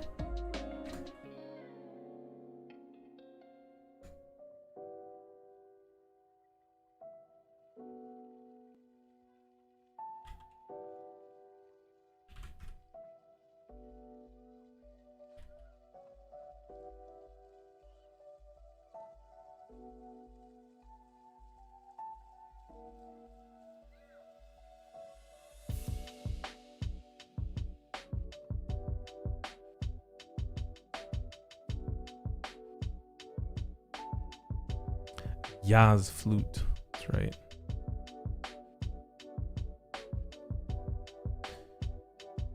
If you're working on a new project and you need like a starting point, I would always recommend the blog, a blog page or a content page, because you have to work out your typography on these pages. I mean, obviously, but on that.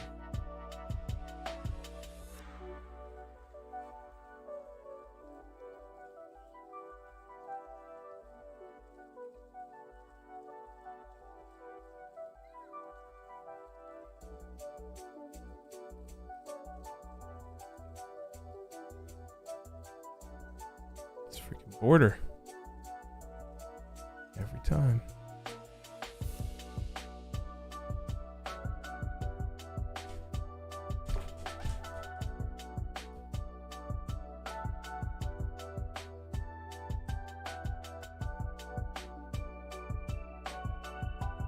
This post is super dramatic, by the way, if you haven't read it yet. It was a fun one.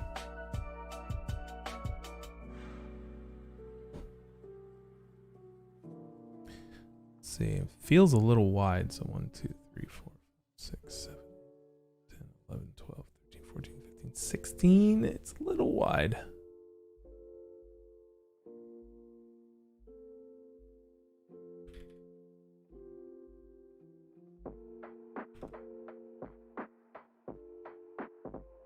That feels better.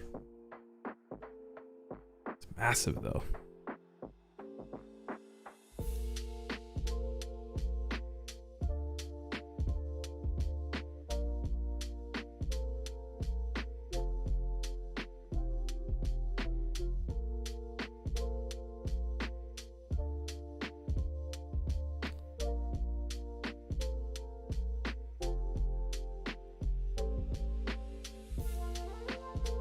But on a screen size that's this big, you know, if they're looking at it in a 1920 screen, it's actually not too bad. Oh, you no scroll. There we go.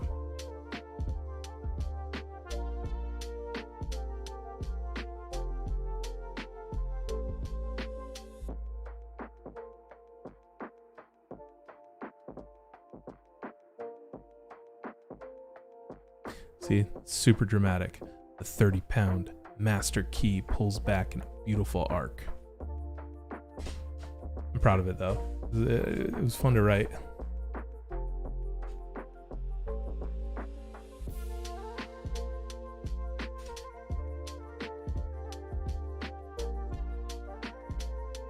All right, so if we're going 26 point, let's do.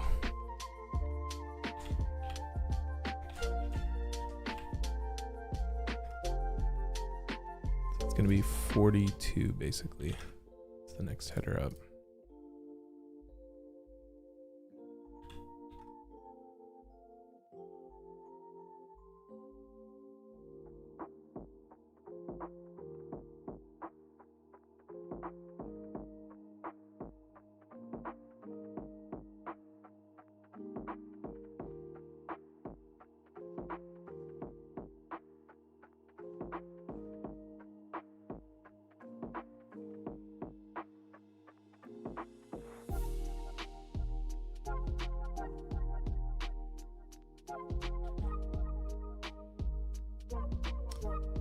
Try a light version on this too.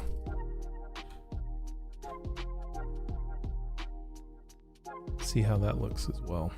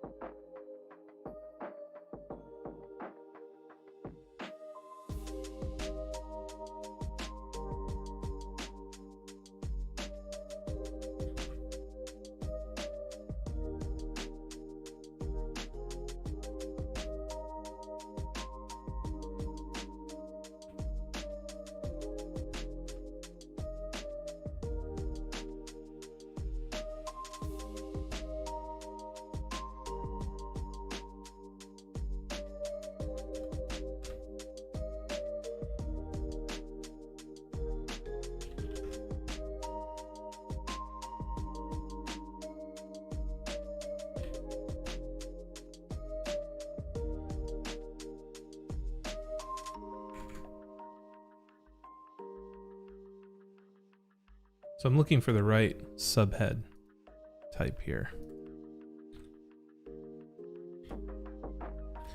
Usually if you're going to go all caps and pair it with a body text, subhead is going to be slightly smaller. So you can see here, this is a good fit. It's size 20 paired with like a 26 point body type.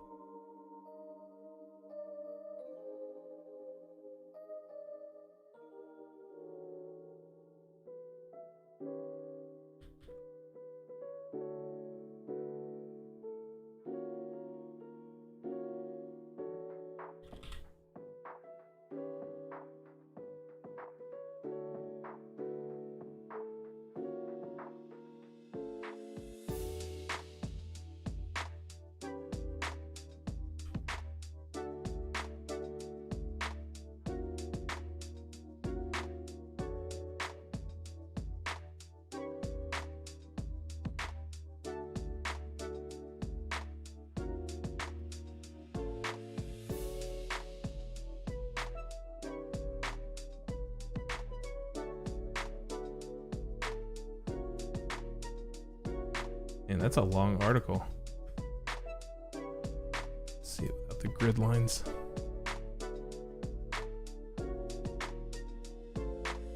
So the text looks legible. I still have some tweaking to do on the line height. The width is good. I think the size is good for this screen size.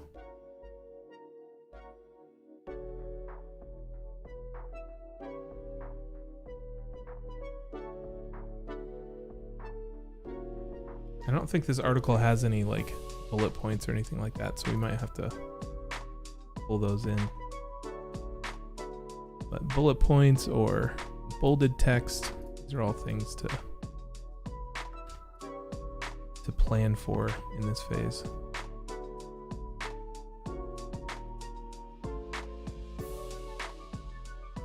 Here's a quote too, so we'll definitely have to style that.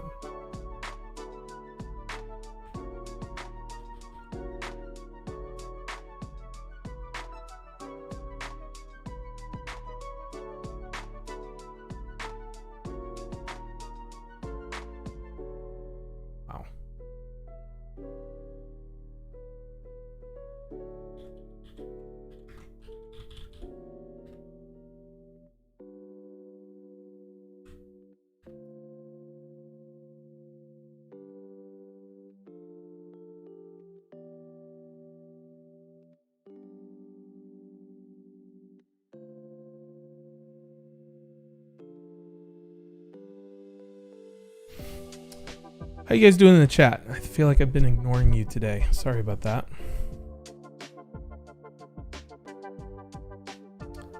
Marcine, hello. Hey, thank you for the follow, OG boys. Let's see, it's getting close to starting my website in Webflow. Yep, working on strategy, identity, design for your design agency that focuses on Challenger brand. Oh, that's Zach, yeah.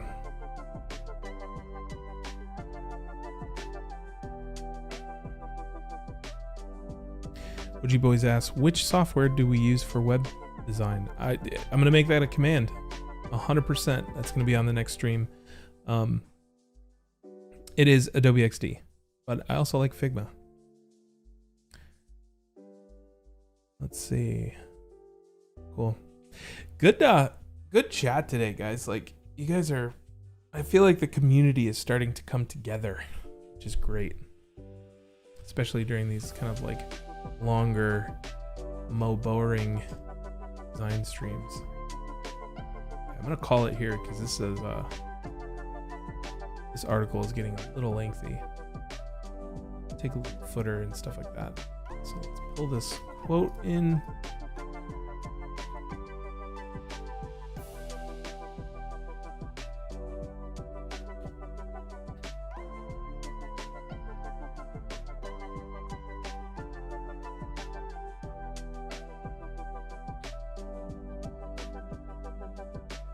Did we ever figure out the M dash?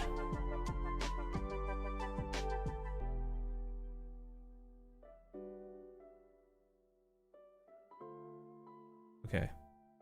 We'll try it. Alt 0151. I don't know. Is that a key? Is that a key number? I don't know, man.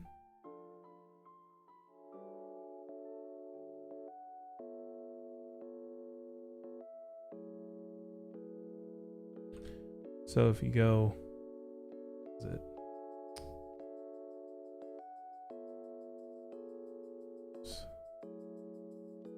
It's period. Okay, let's try that. Yeah, that works. Emojis though.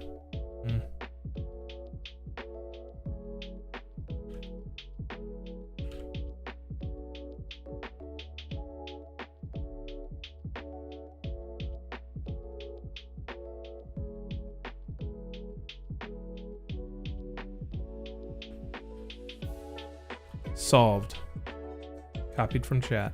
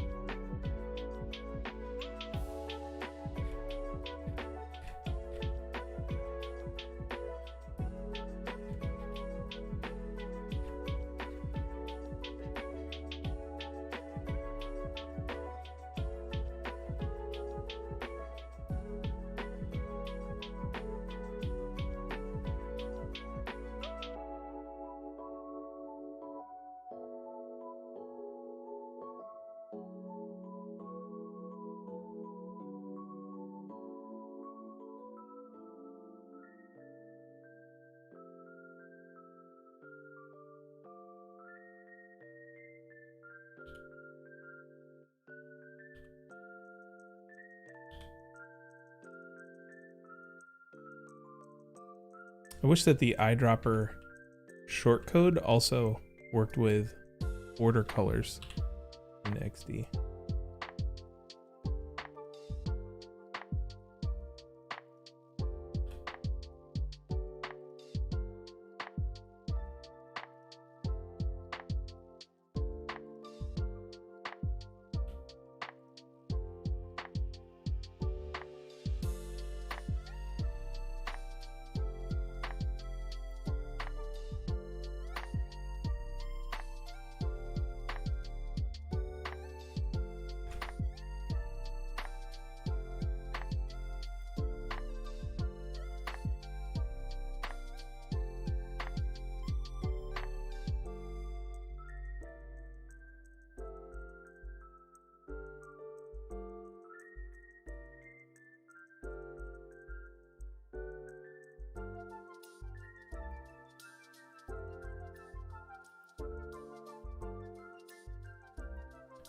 Cool.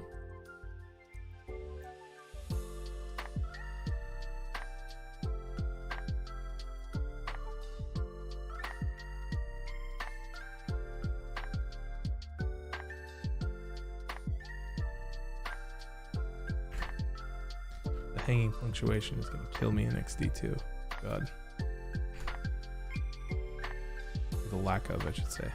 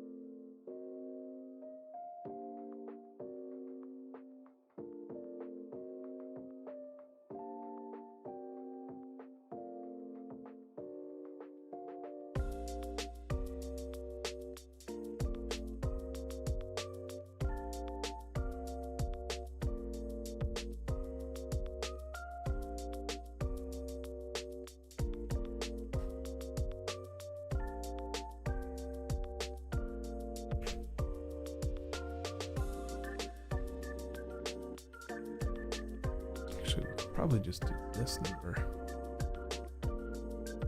Hang this whole thing out.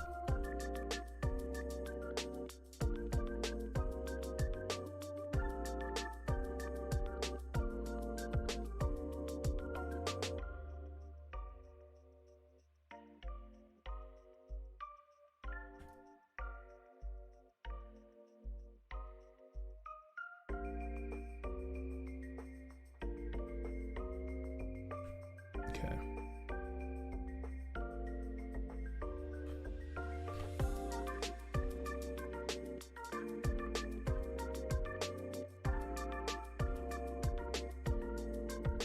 Look at how long that article is. It's crazy.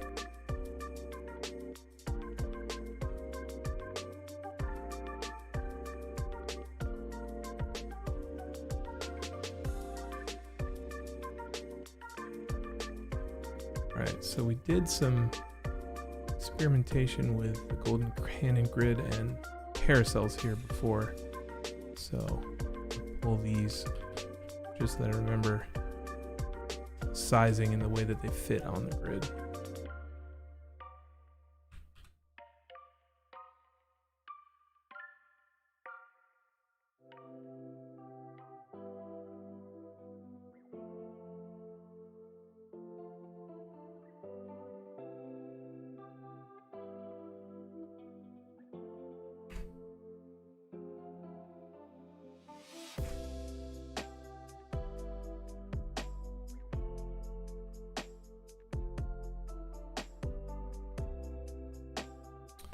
It's another article that I have.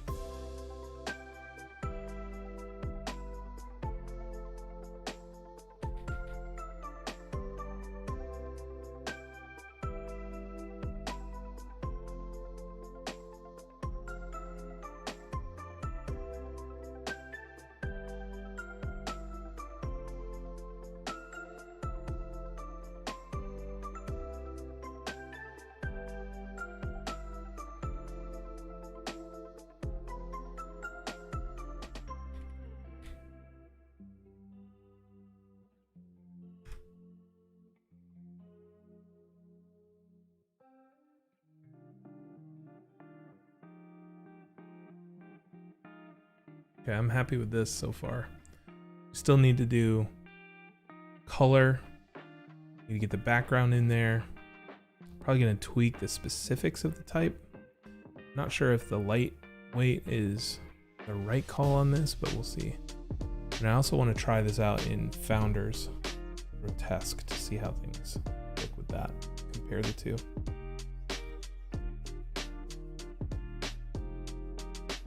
Hey, Lamont. Right on. Welcome. Glad you were able to make it.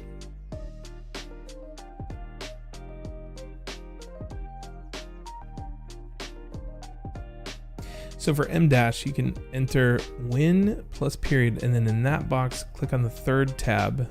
There will be an M dash. Hold Alt. You can. Yo. Why is there no keyboard shortcut for this in Windows?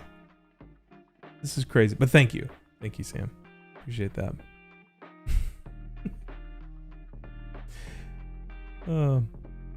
Sanchez is just putting it in there. Okay, but Sanchez, what kind of keyboard are you using? Do you have a numpad? Because if you have a numpad, you know, you got a leg up on me. So, OG, can't wait to see the finished web page. Jordan, that works. That Alt Shift and then hyphen, that works in Mac. See the keyboard difference. When we're working on this, there's no numpad, there's no FN keys. Yeah, might be a little different.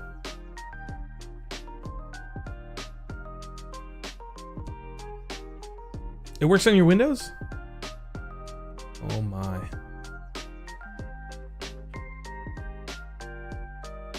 So Alt Shift hyphen does literally, here, look, I'll show you. Alt Shift hyphen. Yeah, Samuel, I saw that. So win and then plus. Oh, that opens magnifier. Wake up.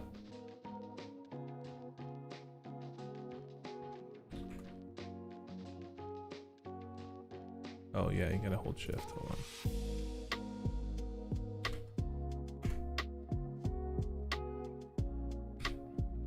See here, and then you can go here, right? So that works. It's just, it's kind of annoying that you have to do that. Yeah, win period. It's right there. Yep. I think what I'll have to do is maybe assign a keyboard shortcut for that somehow. I mean, this works. Thank you. It's just a pain. Should be better.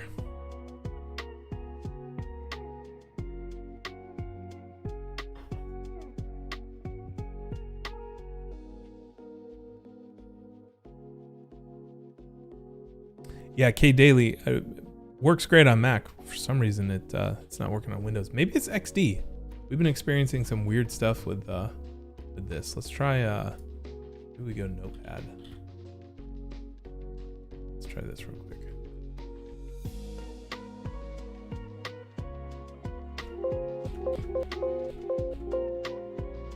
Nope.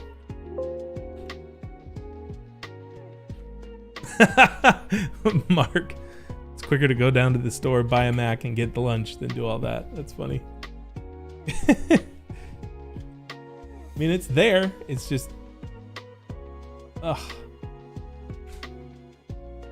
All right, I'm gonna research that. That and why my freaking command key is not working in Illustrator. Okay, now it is. What? Hold on.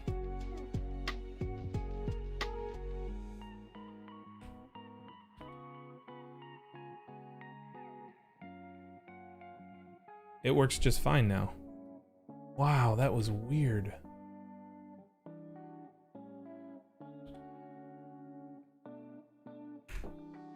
Really strange. Google M dash, copy and paste, profit. That's funny. Get one of those macro keyboards. Yeah. It's funny. Maybe I'll just add it to my Stream Deck. If you guys don't have a Stream Deck, even if you're just just a designer, I'm so sorry. You're not just a designer. You're more than that. No, but even if you're not streaming, these Stream Decks have some pretty cool stuff. Here, let me switch to just chatting, and then switch to the overhead so you guys can see this. Maybe. Can you see this? No. Oh, it's not gonna go. I have everything strapped down so nicely, but the Stream Deck is this macro pad that has like an infinite number of layers, so you can assign all sorts of stuff, and like macros, working in Photoshop, you can assign multi-actions, so like it kind of works like batch, the way batch used to, if batch is still a thing. But I could open an image, resize it, add text. You know, like let's say a wedding photography, we wanted to add a watermark. Open an image, resize it, add text, export it, save as, and then close it, all with one button push on the Stream Deck. You can assign an M dash. I am absolutely sure of that. So I'll be adding that as a shortcode if I can't figure everything everything else out. Just the designer. Yeah, I'm so sorry.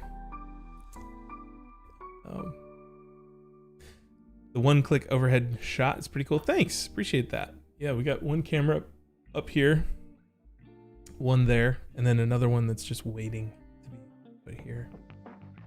Do I use Notion to organize my life or just a work thing? Oh yeah, it's everything. Like we're planning, we're building a house right now, and so we're actually planning on pulling in more furniture and things that like we've never bought before, like a washer and dryer. So my wife and I use it for all that kind of planning stuff. Can I show the keycaps on my secondary keyboard? Sure.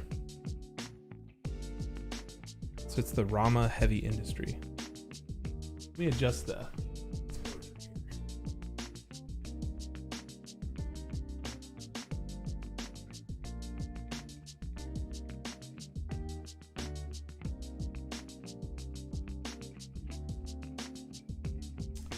There it is. So it's the Rama Heavy Industry without any of the yellow caps, and then this is a Artisan. So that is the keyboard I use with my Mac, actually. Gray and white, that's right. And then this obviously is, we've seen this before, GMK Botanical. Thank you, Sanchez, appreciate it. All right, I think, oh yeah, it's just about 1 o'clock. Give me 4 minutes and then we'll do some critiques. If you would love a critique, mods, let them know how to do that. You just hit !Discord, join the server, and then put your work inside the critique requests. We'll take a look. Yeah, it really, really did. Yep. All right, I'll be right back, guys. I'm just gonna go use the bathroom and grab one more seltzer.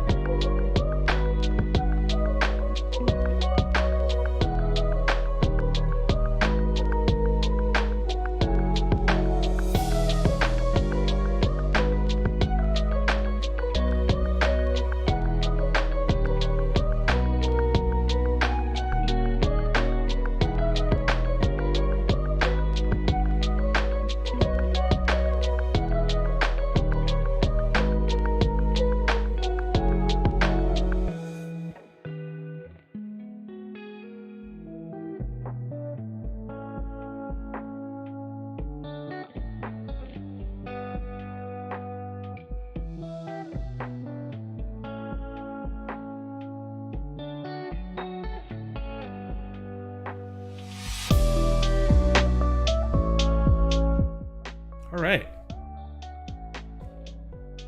Let's do this critique thing. So what we've accomplished today, pretty basic stuff. We're just laying out type, experimenting with some homepage options. And this is the point in the creative journey where it's like you have all these ideas going into it, and then now the reality of the ideas hit, and it's like, oh my god, that's not good. so I'm like somewhere around here, and then slowly we'll pull back out of it. So it's like that for everybody. The creative process is just, it's for me it's painful. I don't know. Yeah. Well, hey, thank you for the follow, Totino Queen.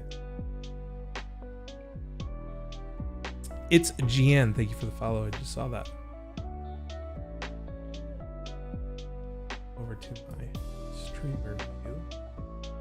See some activity. Dead End. Thank you for the follow. And OG Boys. I think I got you already, but hey. Everybody fill up on seltzer and come back from critiques. Okay. Seltzers of the day. We've got the bubbly blueberry pomegranate. Focus. Focus. Or not. There it is. And then the one we just cracked is the Back to the Good and Gather dragon fruit.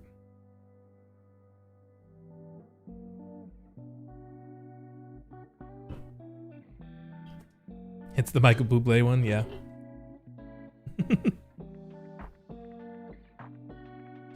Yeah, expectation versus reality. It's the gap. Somebody posted that video in Discord, the Ira Glass gap, and it's really true. But the thing is that like I feel like going into this, I'm always of the mindset where it's just like I know exactly what I want, and it comes out on paper, and it's like, is this enough? I don't know. And then with web design, you know, you don't really even get to see how things are really coming together until you have those animations and interactions in place. Because you can mock it up with a flat prototype, but you don't actually get to feel it until it's all together. So we'll see how it goes. I'm happy with where we are right now. It's just you know, questioning everything, going through my my midlife crisis every time I hit this point. Hello everybody, can someone share the Twitch link with you? Rommel, I think it's just twitch.tv/MrBenBurns. But if you're interested in joining the Discord, you can also enter that command on YouTube now, where it should say, you should type in !Discord to join that.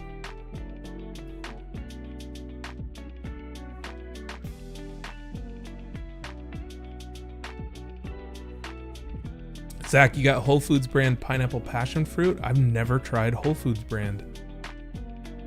What? I'm going today. It's gonna happen. Juan says, I always find it hardest designing something for myself. Absolutely. It's really tough because balancing what you want. I don't know. For me, it's a harder target to hit versus figuring out what the client's after. Yeah. Rommel, if that doesn't work, head over to Twitch because the bot is in place. Let me know if it doesn't show up in chat. So how do you communicate web design to clients since the animation, etc., aren't done till the end?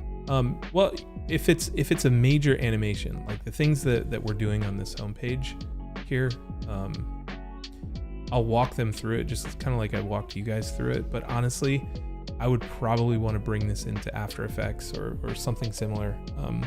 Principal was one for a long time. I don't know if they're still around actually. But like, I would want to bring it into After Effects so that they could actually see what's going on.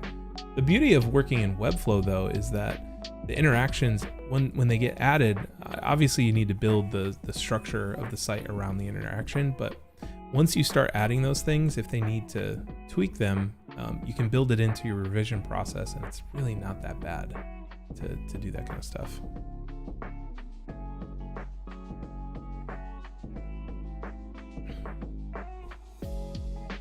Yep, designing for yourself is always difficult. Have I tried Framer? I have tried Framer.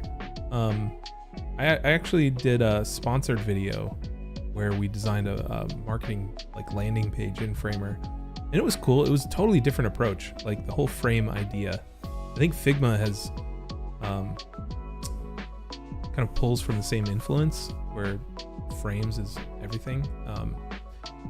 But yeah, I don't see myself using Framer in a major way. I think it boils down to XD or Figma for me. From what I can remember, it was just a kind of a weird funkiness to it. Okay, so it didn't work. Gotcha. Right. Okay, so let's jump in Discord and see what's up. All right, so we've got tons of stuff here. Hey Zach, are you at the office? Do you want to jump in?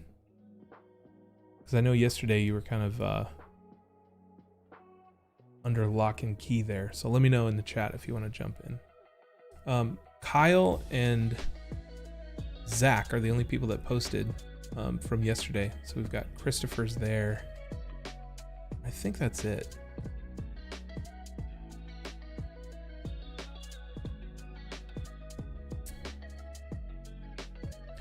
Yeah, Framer did not work for me. Hey, Denny. Better late than never. Oh, right on. Okay, well, Zach, jump in the waiting room here and I'll pull you into stream chat.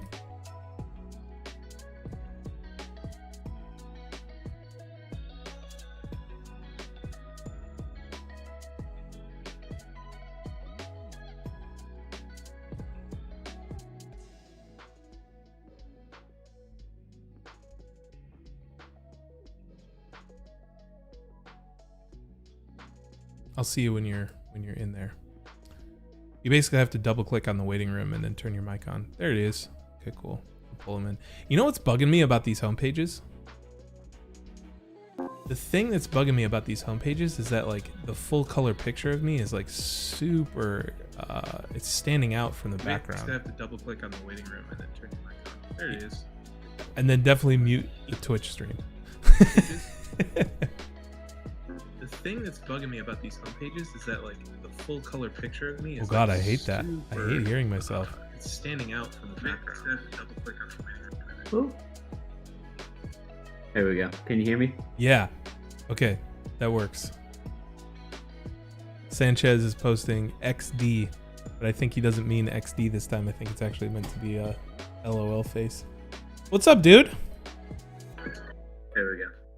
Yeah. How are you? Sanchez is posting XD, but I think he doesn't mean XD this time. I think it's actually meant to be here. I'm gonna mute you real quick. Oh, not server mute. So Zach, on your Twitch screen, you actually have to mute it on the Twitch video. Can I get this?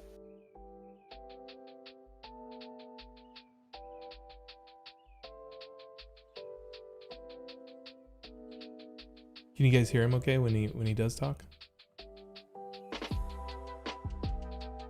Turn the music down as well.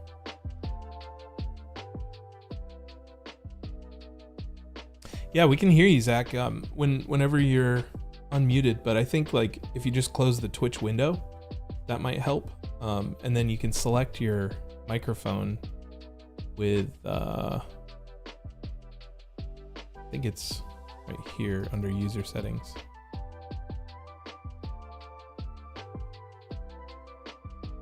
I'll share my screen so we can see what we're gonna critique. I think he had a logo, so whenever you can unmute, let me know.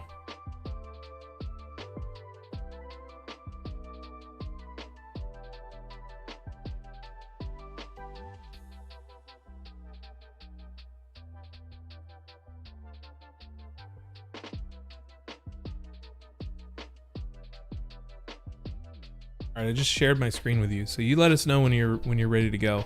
Go ahead and unmute, and we'll hang. Yeah, it'll be perfect when you mute Is Twitch. it working? Yeah. Okay, let's see if I hear myself. I don't, which is good. Woo! What's up, dude? How are you?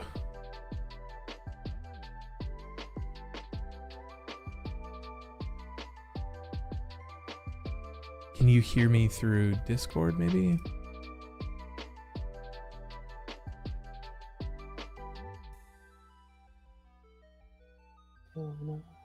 Can you hear me? Oh, look at that. My mic's not coming through. All right, hold on. Probably more audio issues. It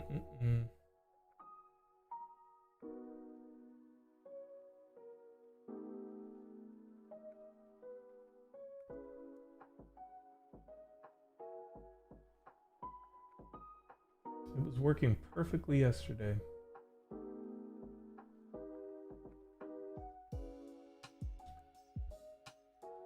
Voice and video, and then input mic is the chat mic. How about now? Can you hear me? Yeah, I can hear you now. Can you hear me? Woo! Yes. There we go. Okay. How you doing, man? I'm doing good. How are you doing? Technology's fighting me today, and Yeah. I'm fighting back. It's the machine uprising. It really is. All right, so this is your day job, right, Ann Cooper? This is somebody who contacted me freelance. Oh, cool. All right. So walk us through it. They used to work. This was a person. They're retiring from the place that I'm working at, the nonprofit I'm with, and they're becoming a nonprofit consultant. And so they came to me about the identity design for it. And they work with new nonprofits and existing nonprofits to help develop grant writing and other things like leadership management inside nonprofits. So we came up with the tagline of elevating nonprofits, because we're kind of taking the nonprofits where they're at and elevating them, and in turn elevating the community. I like it. And that's where the arrow concept came in. Okay. What typeface are you using? That is it starts with a T. Let's see, I've got it open. Termina. Cool. I like it. And then Inter Bold or Inter Black, I think, is the other typeface. I thought I recognized that. Inter is one of my favorites.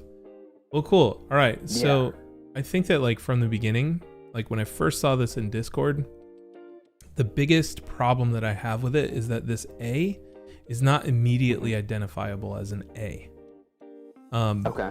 So when we I think that the concept is there, but this form needs to be tweaked, like this right here, in order to be able to read it as an A. And I think that like if there was like a character on this side of it, like say it was Ban Cooper instead of Ann Cooper, it'd be easier to read because the first letter would be a letter versus a symbol. But the way that I'm like visualizing this, and maybe we can like tweak this in a way that it comes across as an A with that like top, I forget what those are called. Let's see if I can pull this up on XD. Show you the difference here. And if somebody knows the actual name for this in chat, let me know. So here's why are you like that? Why are you the way that you are? So we've got this A, and then we've got maybe Inter. No. Futura definitely have it. And then we've got this style of A. I'm not sure what the difference is. I'm not like sure what they're called, but the arrow, if we look at our two options here, the arrow looks like it could be something like this if we shaped the form a little bit differently. So I think it's a delicate balance, but that was the biggest problem that I had with this mark, was because I'm missing like the A format in here. You know what I mean? Okay. Yeah. Because it could be That's what a lot of other people were saying. Yeah, it could be in Cooper as well. But I like the concept. I think you're almost there, because if you see, like, the shape mirrors a lowercase a that has this, like, whatever you call this, instead of a big bowl here. So it mirrors it. Like, it's got the arm that comes across here, and then the stem that comes down, and then it's mimicking here, but it's just not. It's almost just not enough to really get it. So that's the biggest thing that I would work on. And then I think that you're spot on with some of the stuff that you're doing here, where you're pulling the mark out and you're using the thing as the icon, but you can see this is much more legible, you know, where it says Cooper and then it's got the icon. So I think that that's the only problem that I have with the whole thing.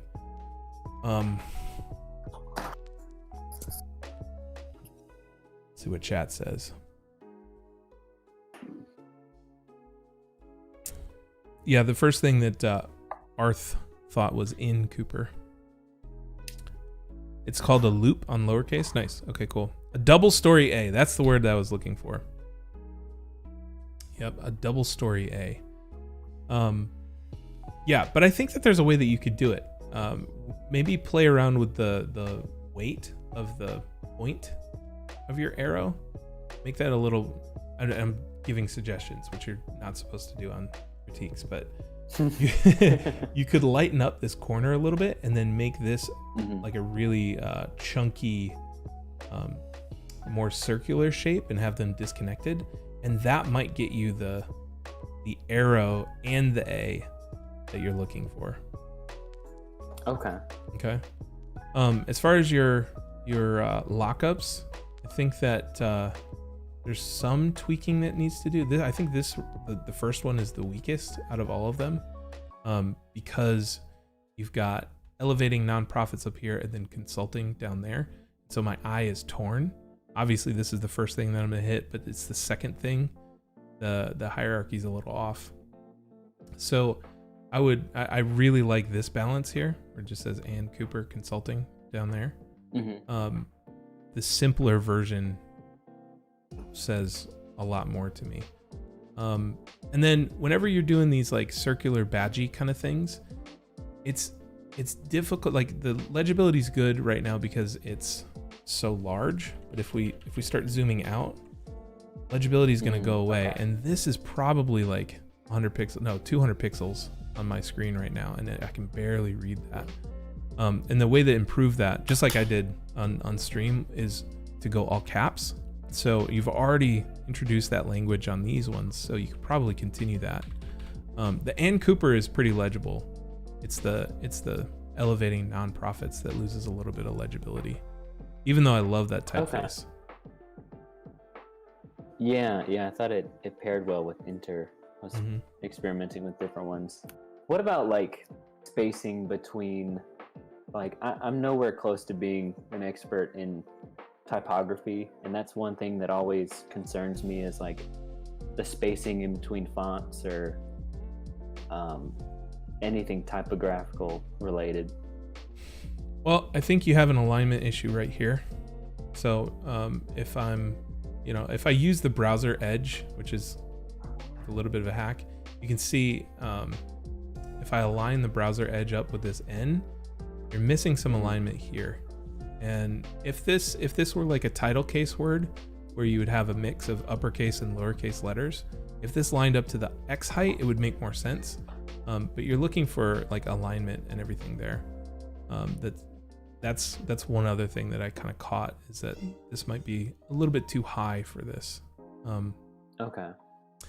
Let's see. Any other typographical things? I think it's kerned nice. The R might be a little close to the E, but I'm like being super nitpicky because you asked. Like the Ann, everywhere Ann Cooper shows up, it's kerned nicely. Except here, they're kind of crowded. But again, that's where lowercase letters suffer on this kind of lockup, and you may need to do all uppercase.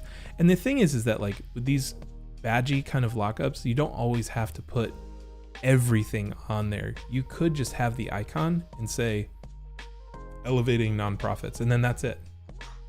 You know, because you're using the icons here. But what I would suggest is, like, I know you're in exploration mode. The second version here feels way different than the badge version, and then this kind of like boxy version feels different again. So I like the explorations, but I think, like, as you move forward into refinement, like, I don't think that these three would go together in a system very well. That makes sense. Okay. Because this feels more like Supreme-y, or I don't know, maybe Hype Beast kind of vibes, which is really cool because it's almost like it's so close to the container's edge. It just doesn't exactly fit in with the system that you're creating with these two. Okay. Yeah, that really helps. Cool. And then as far as I think that the thing here was, let's try calling out different elements with color, and you can see this lockup right here. It gets even more confusing because now the color is fighting for hierarchy as well. So I don't mean to say that, like, you shouldn't incorporate color, but I do think, like, this is stronger, where it's like, out of the entire lockup, your eye is designed to go to this mark right there, that little icon. Same thing here. So these are really clean, but when it gets into this, the first one, and then even the badgy thing here, those two, hierarchy becomes unclear, and your eye just kind of goes everywhere. So these are much stronger. This is good too. Does that help? Yes, that definitely helps. Thank you. I think the thought process is there. It's just execution. Like, if you can get that icon to look a little bit more like that double story A, you're gonna be in great shape. Okay. Yeah. I need to work on that more. Try and get it closer to an A.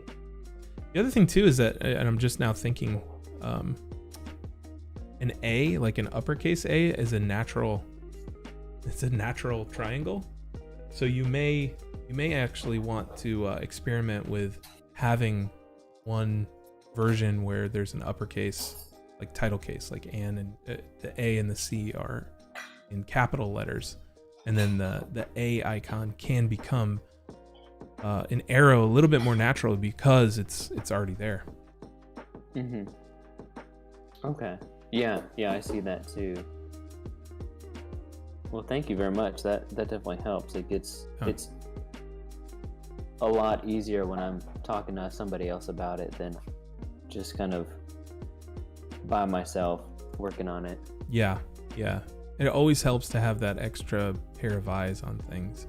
And I would question anybody that says they're an expert in typography, because I don't think any of us are experts. I imagine there's some people teaching at Art Center that are experts, but still. All right, well, cool, nice work. I would say you're like 2 drafts away from being there. Well, thanks. I'll keep working on it. Right on. Okay, let's. I'm gonna stop streaming. And until next time, Zach, we'll see you. Thank you. You have a good one. You too. All right, Kyle's up next. Pull him into stream chat.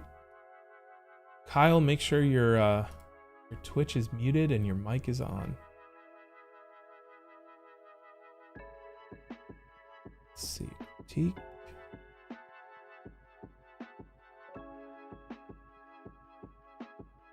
Open original. All right, Kyle, can you hear me?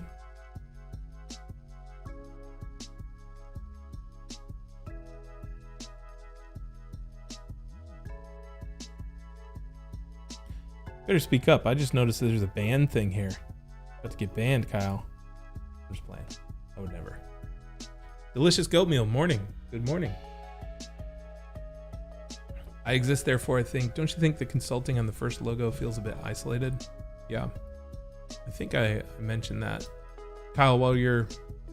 I got it. Oh, there we go. Nice. Let me finish this out. Let me answer this question real quick. So the question that I exist, therefore I think asked was, doesn't the consulting look a little isolated? And I agree. I would honestly take this lockup, and this would be one that didn't make the cut.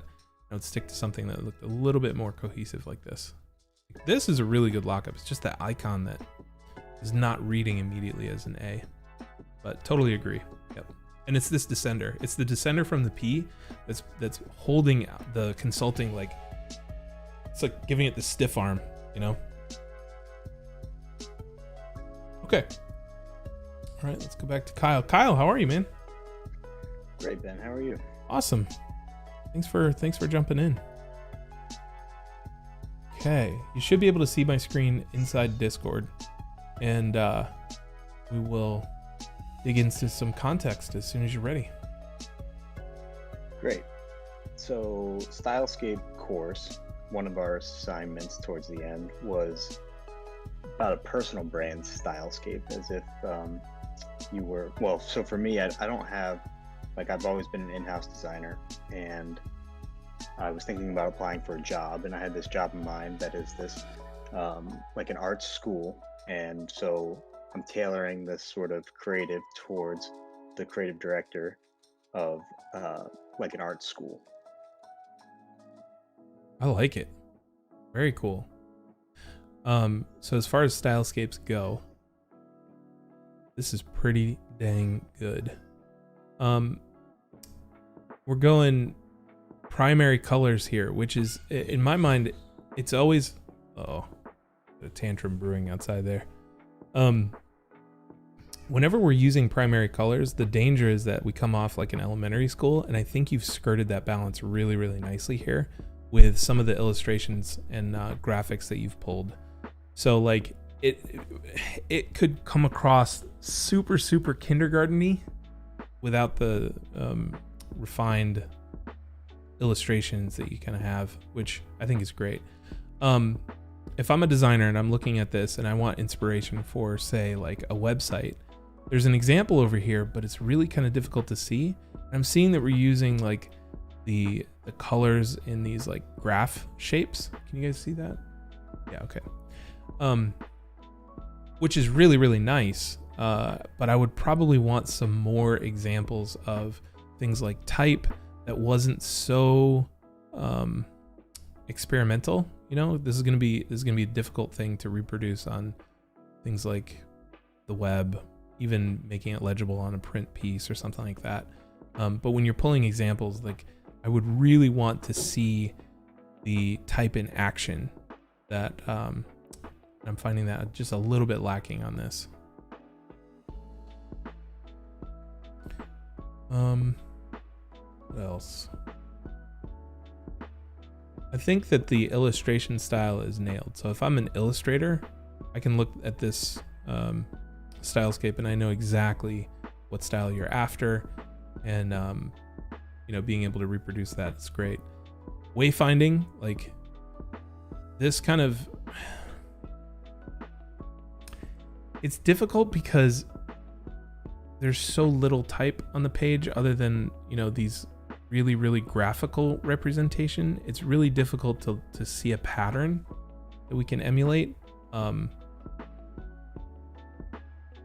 So what was the thought behind that? Like when you were pulling, say, for example, this box piece in comparison to the Just Do It, what was the inspiration to pull from here? Like what were you going for?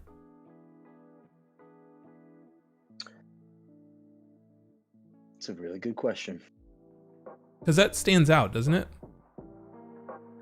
As stands out, I think, bad in reflection, but yeah. Yeah, and I think it's just part of the creative direction process that we were doing at Blind with Stylescapes is that we'd look for the outliers on the board, and it was either something that was like, ooh, let's pay attention to this and you know, repeat this pattern more in the Stylescape, or it was something that stood out in a negative way, and we would remove it. So I kind of recall, that it's really about the message, which is motivation outside of just do it, like finding creative inspiration in the words themselves, which is really about thinking outside the box, but also in this particular quote. Oh, what can okay. constraints to improve your process. Mm-hmm. So I totally get the thought process there. I think that the execution could probably be a little bit better. And the cool thing is that like just do it or think outside of the box. Those phrases, people have done lettering for that. There's typeset, on Pinterest and Dribbble.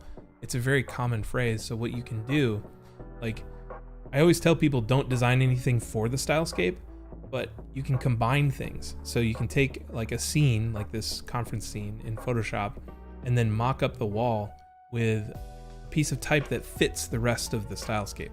So that's what we did with Hamilton, was we were like overlaying things and mocking things up so that, there was like a cohesion through the whole piece.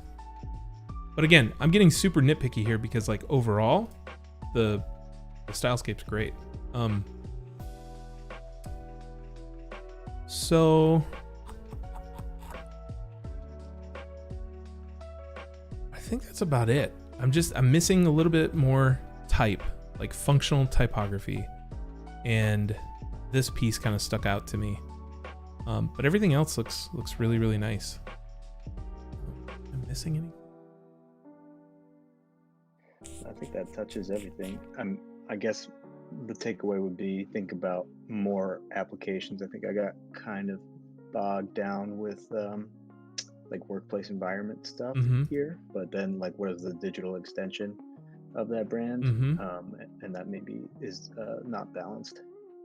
Yeah, and like I said, sometimes you're doing a project where all you're doing is interior design, or you're creating graphics for the mural or something like that, in which case this stylescape would help set that direction. But if we're looking at a stylescape for an entire brand, that functional type is what I'm missing. Awesome. Yeah. Thank you. Cool. Yeah, good job though. It's really neat.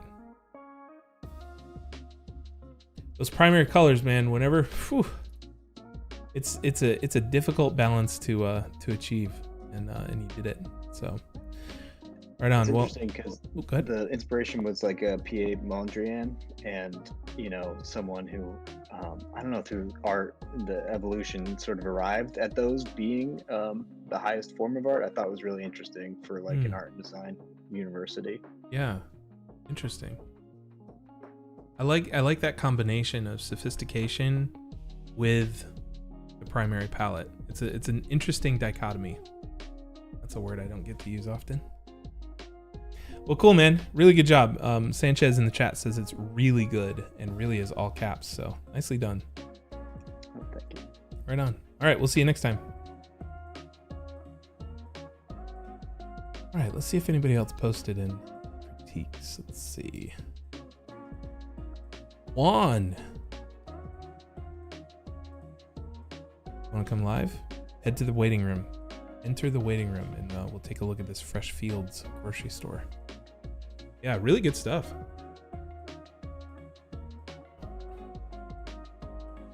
I'm actually going to be trying to get my work critiqued by some people as well, so you guys will get to see me roasted.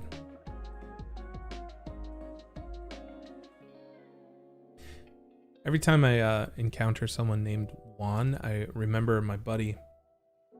I went through the academy with this guy, and really good dude, great runner. His name is Juan Escalante, and one day he did something. I forget what he did, but the police academy, I guess they were drill instructors or drill sergeants or whatever, they got mad at him, and so we had to run laps around him. I wish I could remember what he did, but we had to run laps around him, all the while chanting like Juan Escalante, and I think we did like 5 or 6 miles that day. Circling around Juan. What's up, dude? Can you hear me? Yeah, can you hear me? Yes. How are you? Yeah, I'm good in yourself. Good. Good. Let's take a look at this logo. We'll open the original here. It's actually funny because my name is not pronounced Juan, it's John. Oh my gosh, I'm so sorry. No, it's fine. I'm from South Africa, so. Okay, so say it again one more time. John. John. Sean. Oh, okay. Very cool. Let me turn your volume up so that people can hear you. You guys good on audio? All right, walk me through it. What we got here? This is just the logo I did for it was a dribble design challenge for like a grocery store, fruit and veg type store thing.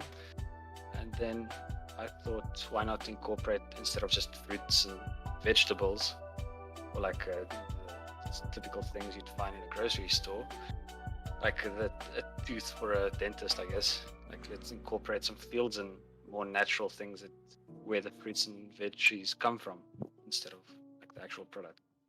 Yeah, it's cool. I like the mark. I think my only critique on the icon is that it feels like I've seen it before. So I'm not sure like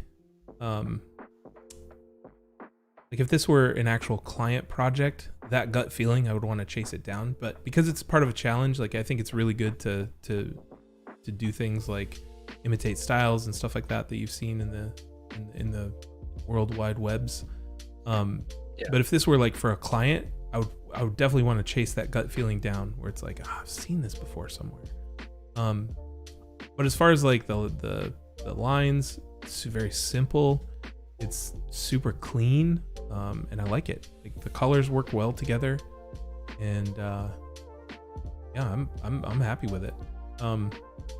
As far as the entire lockup though, I think that there's not enough contrast between the name of the company and then the grocery store. So I think that like increasing your contrast between these two things so that they don't all read as like one thing could be really helpful. And then I always want to see things pushed. So is this what typeface is this? It's not Futura, but it looks like it. I believe it is. Oh, it is Futura. Okay. Yeah. So as far as like doing a challenge, let's disclaimer this whole thing. If you're moving fast and you need to get something done in a day, if it's like a daily logo challenge, obviously you can't push this as far or as if we're a real client project. But I would probably want to see this type pushed a little bit. Whether that's varying your heights or putting some additional effort into the way that fresh fields is set. But I think that the biggest thing, like the biggest negative critique, if all we have to work with is this right here, is the contrast between the name of the company and then the descriptor. Probably want to make this smaller or lighter weight, or emphasize that this is the name of the company. That's actually good though. That's actually funny because I had it with a lot more contrast, and I too tend to push things far on the contrast. So then I pulled back a little, and this was, I think, this was done in a day or two. Yeah. So yeah. You don't have that week or month to overanalyze everything. Mm-hmm. Yeah. I mean, honestly, for a day or two, this is great. But I'd return to your probably initial contrast, because that's the biggest thing about this logo, is that the type just kind of blends in together. So I could see making grocery store smaller, a lighter gray, maybe even a lighter weight, so that fresh fields really stands out. And then when people complain about legibility and stuff like that, it's like, well, in small spaces we're probably not going to have this lockup anyways. It's probably just going to be the icon, or it's just going to be the words fresh fields. So instead of looking for a lockup that all 4 words are legible at all sizes, we just need to realize that we're going to drop some when we get down to a specific size. Yeah, I guess that's the thing about the design challenges and those things. It only needs one lockup. You don't need to think about all the other applications Yeah. you would for a client. Yeah. I think it's really nice, dude. Like, I think my favorite thing about it is the colors. Like, the palette is really nice. Thanks. Yeah. It's difficult to match like all those variations because you got 1, 2, 4, 5, 6, 7, 8 colors in this thing, and they all are really nice. Thanks. Yeah. That might have taken the longest. Yeah. Color always hamstrings me. That's why I design in black and white and gray, and then add color afterwards. Yeah, and this was also way more colors than I'm used to, because I usually do the exact same. Mm-hmm. Black, white, grays, and then maybe one color. Yep. Yeah. Well, cool, man. Awesome. Thanks, man. I appreciate it. Absolutely. We'll catch you next time. Yeah. Cheers. Yeah, John's logo is super clean, really, really nice. Let's see. Oh my gosh, we're 10 minutes over. Mr. Hood, I saw you post. I actually have to run. So next time, if you can tune in, we're doing another stream on Friday.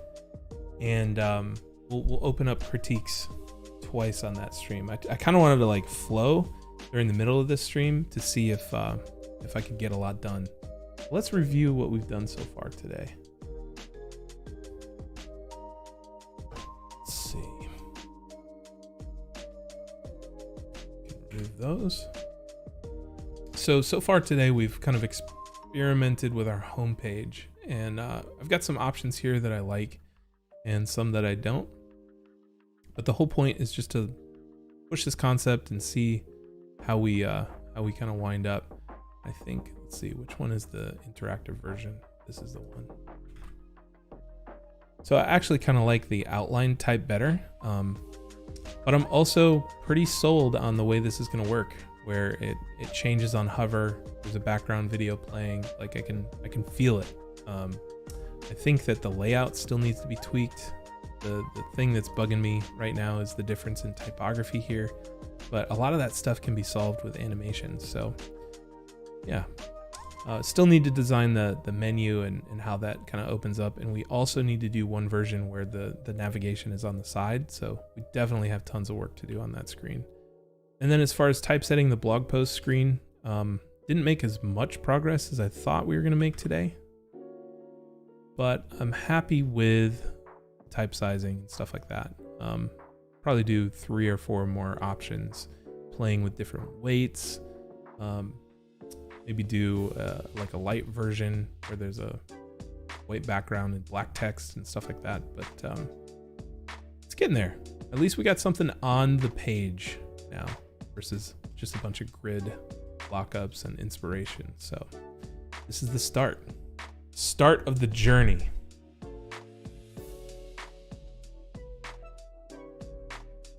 How'd you guys like today? More design stuff?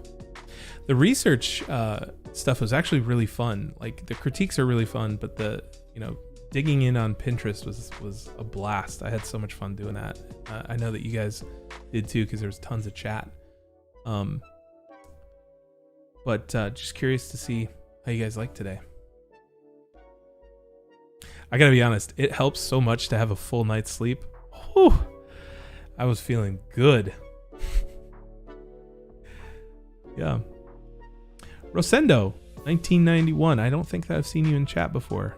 Patiently waiting for the next stream. Excellent. Excellent. Very good. All right. Well, guys, I hope that your week continues to be awesome, and see you on Friday. Let's find somebody to raid. So for those of you guys who are tuning in on Twitch, love for you to stick around. We're gonna find somebody different, somebody else other than AA to raid. We'll find somebody new. Let's see who's doing some cool stuff on Twitch. Let's see, the art category, body painting. We're not gonna do that. All right, let's see. Are you guys Breaking Bad fans? Because there's one guy that's doing a painting of Walter White, and that is pretty rad. We need a design category for sure. For sure. Sam Saba, thank you for the follow. Oh, this guy's in German. Okay. It might be a little bit of a conflict. Let's see.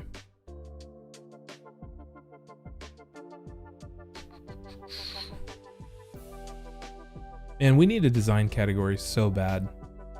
Because, like, art is great. I love watching artists work. But I know that there's designers on here that are doing work, and I just can't find them. Discoverability on Twitch is just terrible. Oh, look at this. We got booty workout in the art category. I think you're in the wrong place. Let's go over to makers and crafting and see if anybody's building keyboards.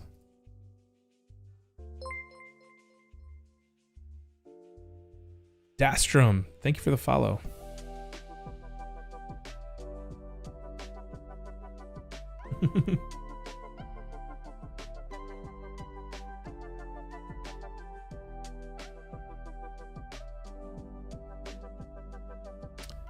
Okay. We got some switch lubing. Oh, here's somebody.